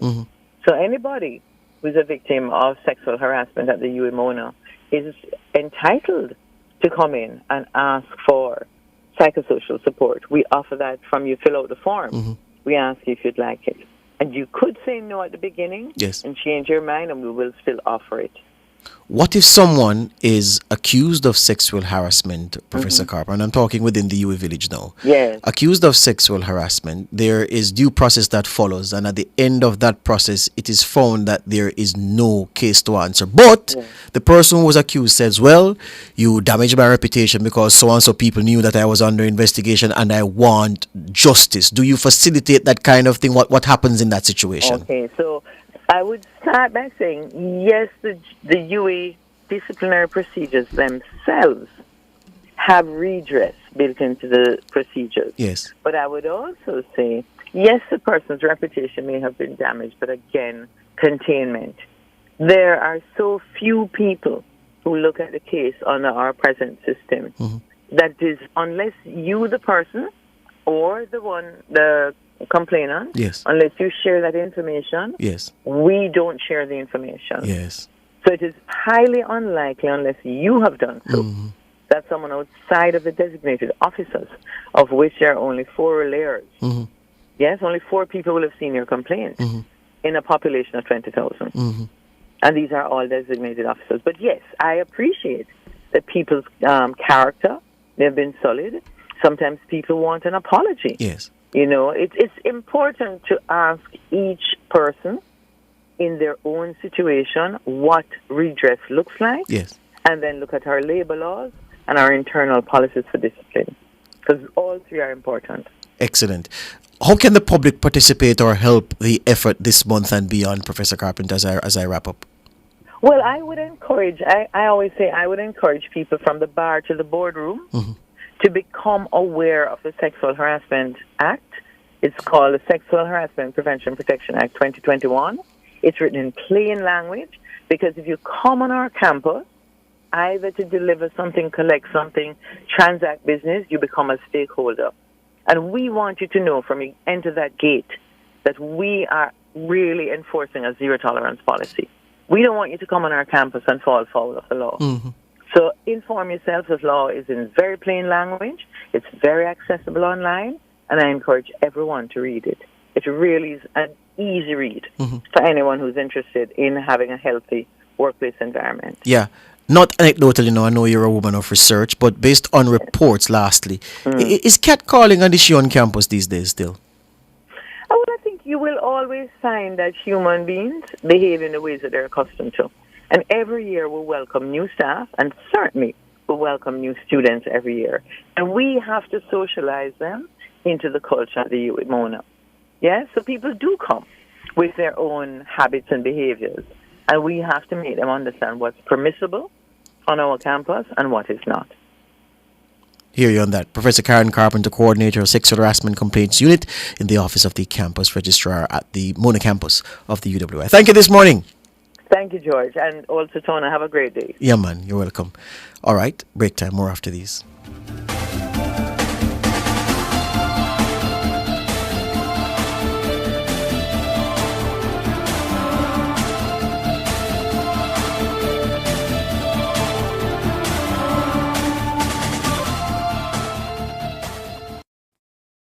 You're listening to Nationwide 90 FM. The time is 8:34. Skillset Talent Solutions offers marketing, accounting, business registration, logo creation, tax filing, background checks, and recruiting services. Call them at 876-559-3212. The temperature by Skillset Talent Solutions is 28 degrees Celsius in Kingston, 27 degrees Celsius in Montego Bay, 23 degrees Celsius in Mandeville. In this uncertain U.S. immigration climate, you need expert guidance you can trust. The Consular Queen LLC handles visas, waivers, petitions, and more, making immigration stress-free. Don't navigate the process alone. Get professional support today. Call 470-593-8448 now. That's 470-593-8448. The Consular Queen. Unite families, change lives. 470-593-8448. Secure your future today. Outperform, outlast. With top performance. Jackama. Reliable, full stop, not comma. We have the expertise for drilling and demolition. We have the power tools for plumbers and electrician. Fancy select tools, free parts and free repairs. Free parts, free repairs. In 2 to 3 years. Hilton, available at Delta Supply, 106 Hagley Park Road. Call us at 876-302-61124. Delta Supply. We service what we sell. Get ready for Talk the Things!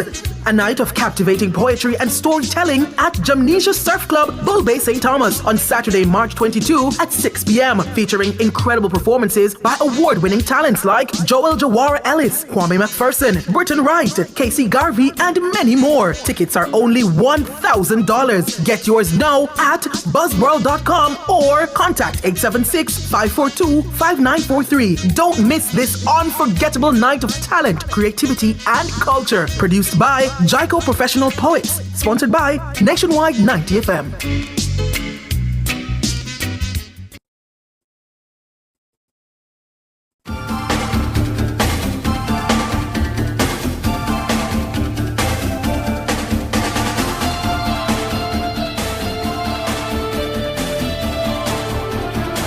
8:37, the clock on the wall is our enemy. We're drawing very, very close to birthday time. We have to give that enough space. But before we go there, Survivors Unlimited, a Jamaican-based grief support training organization, is set to host a workshop, Grief in the Workplace, a guide for leaders, on March 19. And for more, I'm being joined by founder and president of Survivors Unlimited, Lorraine Jones-Lawrence. Good morning. Hi, morning, George. How are you? I'm very, very good. All right, tell me now. I used up the time earlier, so now I'm squeeze up with you right here, so now, but I have to give you some space just the same. What's happening on March 19? Tell me about that. Okay, we are bringing together HR, mainly HR practitioners, but anyone who is really front-facing in their organization with, colleagues, employees who have experienced a bereavement. We are getting more of those kind of requests, and so we decided to put together a special program, to kind of support them in terms of what to look for, how best to help persons in the organization. Because what we find out is that the best predictor of how well you're going to do is really how well your supervisor and your colleagues are able to support you through this time. And so we have a really wonderful lineup of speakers. Most of them would be well known. We have Dr. Peter Weller, Dr. Miss Margaret Orain, who does, a lot of executive coaching. Yes. Cassidy Joe Johnson, who is a president of the HR Association of Jamaica. And also we have a speaker from the U.S., Dan Bergeron, who has done a lot of research into the needs of bereaved employees. Yeah. Is this such a problem, Lorraine? Grief in the workplace and people managing it or not managing it well at all, sufficient for you and your collaborators to create this workshop in the first place? Grief is a problem. Grief is a problem, and you don't leave it at the door. Mm-hmm. All of us, George, at some, are having these experiences. And it is, not practical to expect that when we turn up to work, we're going to just kind of leave it at the door, come in and be productive and, pick it up back. And so what we're saying is, how do we balance that, the empathy that we need to show in a way that we don't have, it doesn't impact productivity, but, we end up with even more loyal employees because the organization shows that it has a heart. Mm-hmm, and so that is really what the focus is. Yeah. Quickly, I remember when my grandmother died, who I lived with for 19 years before going off to university, who was everything to me, mother, father, brother, everything. And when she died, I got the news at work. I was buying lunch. I went back to the office, continued normal. Nobody knew anything was happening. I did the news, did the program, went home. And it wasn't until the day after that I said, this happened. And they were like, so you never tell we?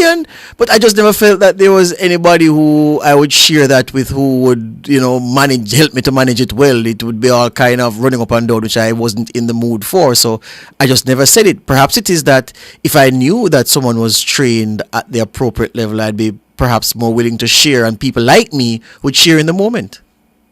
Yes. And also what happens that there are things that come up that could affect, your job performance. Just lack of being able to concentrate. Just not being able to get in on a day because you just really can't deal with it. Mm-hmm. And these are things that have impacts in the workplace. And so if there are persons who understand that, not because somebody not crying and walking around and looking sad, but these are things that probably show that there needs to probably be a little bit more attention paid to this person and this situation, because this is what we're seeing. So I think it really is important that the persons who are front-facing in this way understand, what to look for and really how to respond appropriately. So, Lorraine, it's a virtual event, correct? Right. And your target audience again? It's professionals mainly who are in the workplace, who front face with employees. We're also offering special access to members of the protective services, like the chaplains of the police and the army and those organizations. So it is really persons who have that role. Yeah, and those who want to attend, they'll have to get a link from you, or it's open? Yes, they have to get a link. So they can call 350-1358 to register, or they can go online at Survivors Unlimited, SURVIVORS UNLIMITED Unlimited.com. SurvivorsUnlimited.com, or give me the phone number again? 876-350-1358. Excellent. Well, Lorraine, I think this is a good effort, very good effort, and I hope you get a packed virtual room for this workshop on March 19th. I hope so, because it's a really good, it's really good information that we have to share. Excellent. Thank you very much. Thank you this morning. You're welcome. Okay, take care. All right. Lorraine Jones-Lawrence, she's the founder and the president of Survivors Unlimited, and they're having a virtual workshop to deal with grief in the workplace, a guide for leaders. It's happening on March 19th.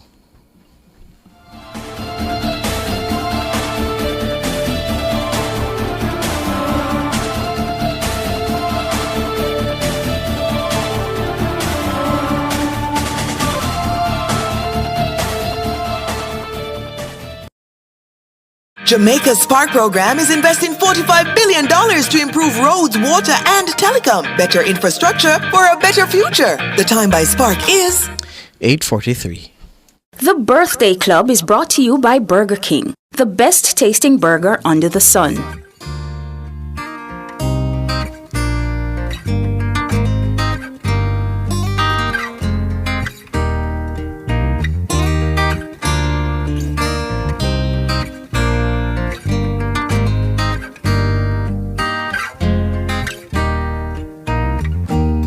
It was 1972, my mom and papa brought me through.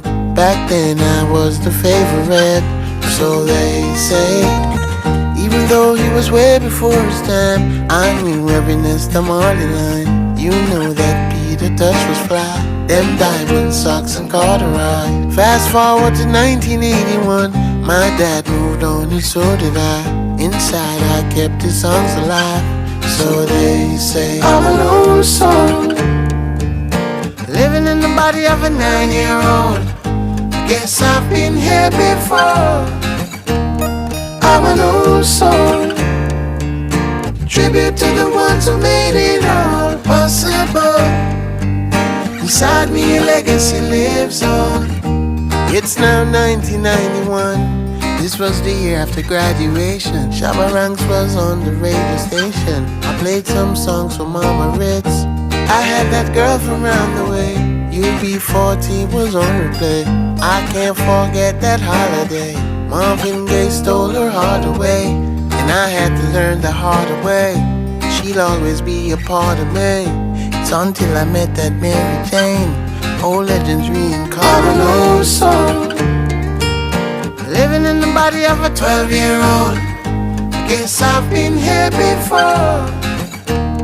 I'm an old soul, tribute to the ones who made it all possible. Inside me a legacy lives on.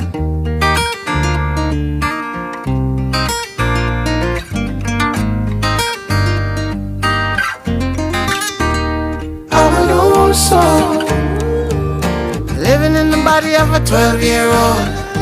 Guess I've been here before. I'm an old soul, tribute to the ones who made it all possible. Inside me a legacy lives. I'm an old soul. Big tune, big tune, big tune, big Marley song, big Marley song, big Marley song. But we have something else to play as we go into the birthdays, Tana. I've been singing this song all week and it just in my head now come out of my head. Yeah? Calvin Scott. We live so long I never know the cocotte was Calvin. I thought it was Calvin. And everything I've seen written is Calvin. Yeah. Yeah? Anyone named Calvin? Anyway, drop my Calvin there.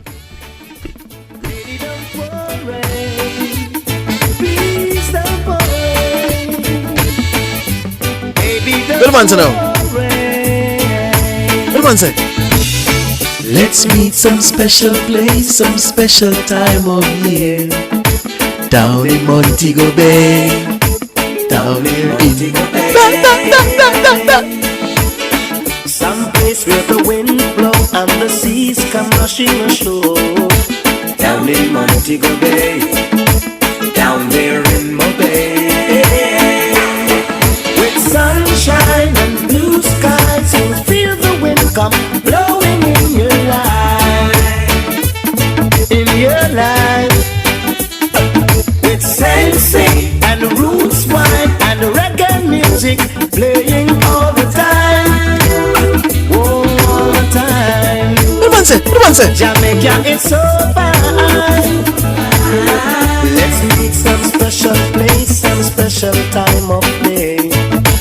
Down in Montego Bay, scuba diving in Mobay. Some place where the wind blows and the sea come rushing ashore. Down in Montego Bay, down here in Mobay. Girl, you look so fine. Your wicked lyrics don't Tana. You must be walking on chalk line. Kick, squeeze up that man. Kick, you a little pull up. He wants a girl, you are so fine. You must be walking on chalk line. That's right.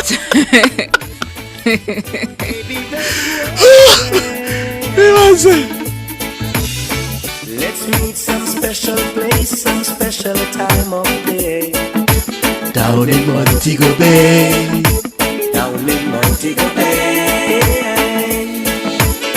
Some place where the wind blow and the seas come. Well, we'll make it bad. Let's make this the official Montego Bay tune. Yeah, for the tourists there. Down there in Mobay. With sunshine and blue skies, you'll feel the wind. Only a Rastaman could have made this so nice. Yeah. It's a town, that's why you shouldn't turn back, you know. You shouldn't turn back, man.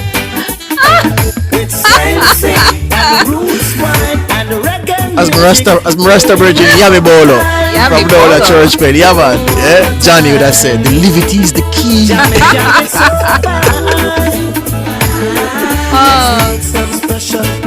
That time of the morning when we tell some very special people happy birthday. Can I do one first? Yeah, go right ahead. Belated happy birthday greetings. Belated happy birthday greetings. Papa, papa. Anyway, I'm not telling you the middle name this morning. So if you never record it on that day in sports, then I get it again. Because I want to make a man vex The with me. disappointment. Jermaine King! Jermaine King turned 50 years old on Sunday. Yeah. One king. Yeah.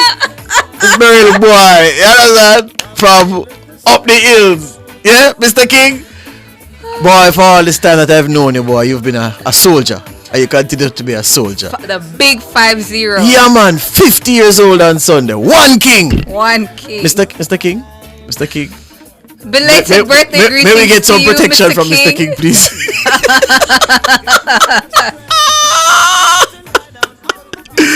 Oh my God. Me? Oh God, I forgot Mr. King's birthday on Sunday. I'm really sorry. I'm bad with these things. If there is space, Mr. King is the one man who is sure to call me and say, "Youth, happy birthday," and I missed his birthday yesterday. Yeah, I'm sorry, Mr. King. I'm sorry. I know, folks, he's not 50. I'm just, you know, I'm just being mischievous. Yeah, he's 49. Yeah, Close enough. Close enough. So belated happy birthday greetings to the one king. All right, sir. Cool. He says 49. 49.1. 0.1. Yeah. Belated birthday greetings to you, Mr. King, Jermaine King. Yeah, the musical maestro in here. He said he worked yesterday, but I'm sure he'll find some time to enjoy his birthday belatedly. So big up yourself, Jermaine, and you're getting lots of greetings and feedback in the YouTube chat. I know you can scroll over there and look at those. But who else or who is celebrating a birthday today, March 17? But before we go to that, belated birthday greetings as well to our super producer, Michelle McCrae Smith, who celebrated her birthday on Saturday. So our super producer and the musical maestro born a day apart. So Michelle celebrated her birthday on Saturday. So again, Michelle, hope you had a wonderful day. Yes, so belated birthday greetings to you.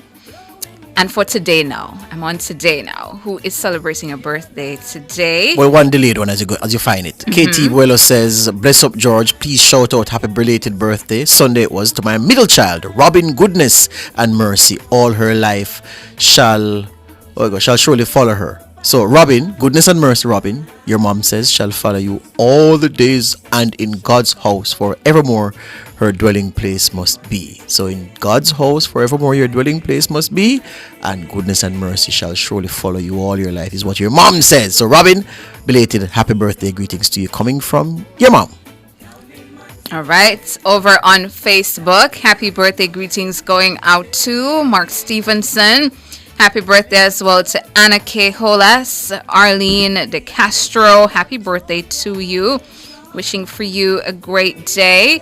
Happy birthday greetings also going out to Lucille Samuels from her 5 children and her friend Babsy. Happy birthday to you, Lucille. And belated birthday greetings again for you, Jermaine. This one says a belated happy birthday to a real general, Jermaine King. Continue to be real and humble. Enough love and blessings from your Sinclair family. And happy birthday or belated birthday greetings going out to a VIB, a very important birthday, Shelly and Bernard. Celebrated your birthday yesterday, Shelly. Belated birthday greetings to you, coming from your family and your friends. Belated birthday greetings also going out to Terry and Mahabir, VIB, very important birthday over at AccuPower Jamaica. Hope you had a wonderful one, Terry, and these greetings are coming from your family and your friends.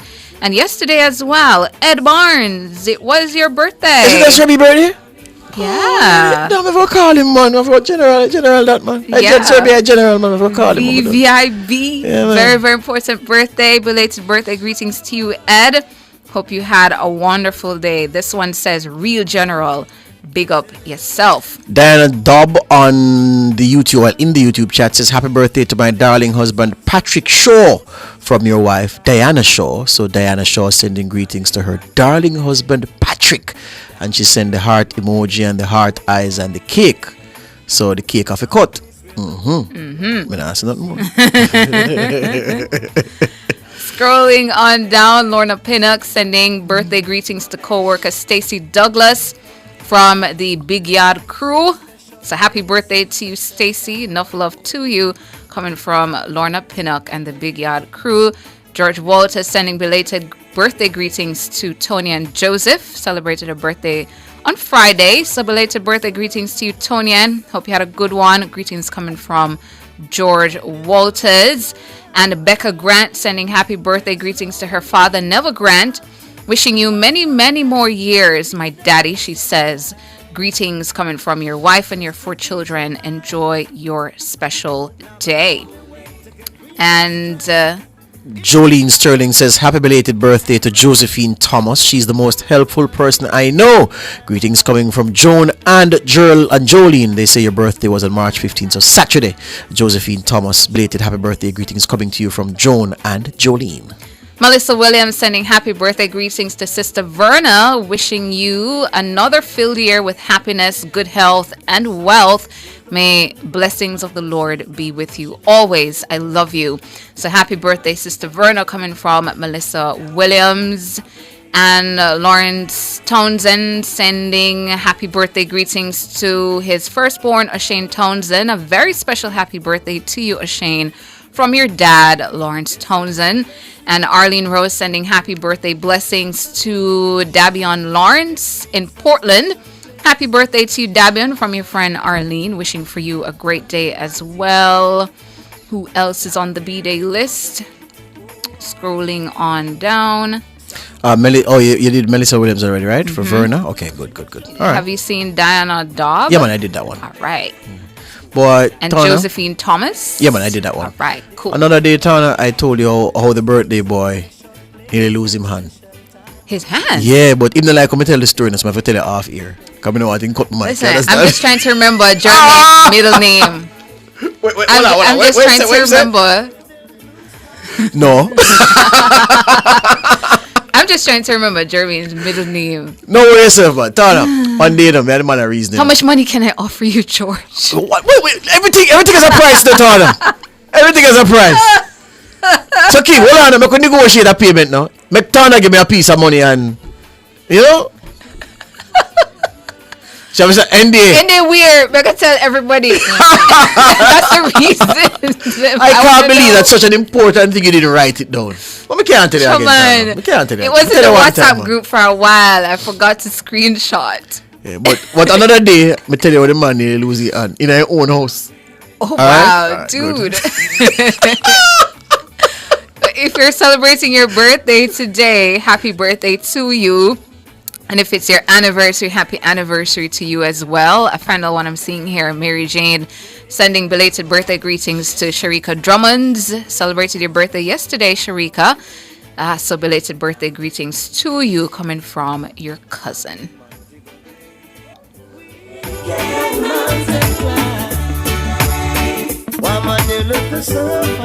The Birthday Club was brought to you by Burger King, the best tasting burger under the sun.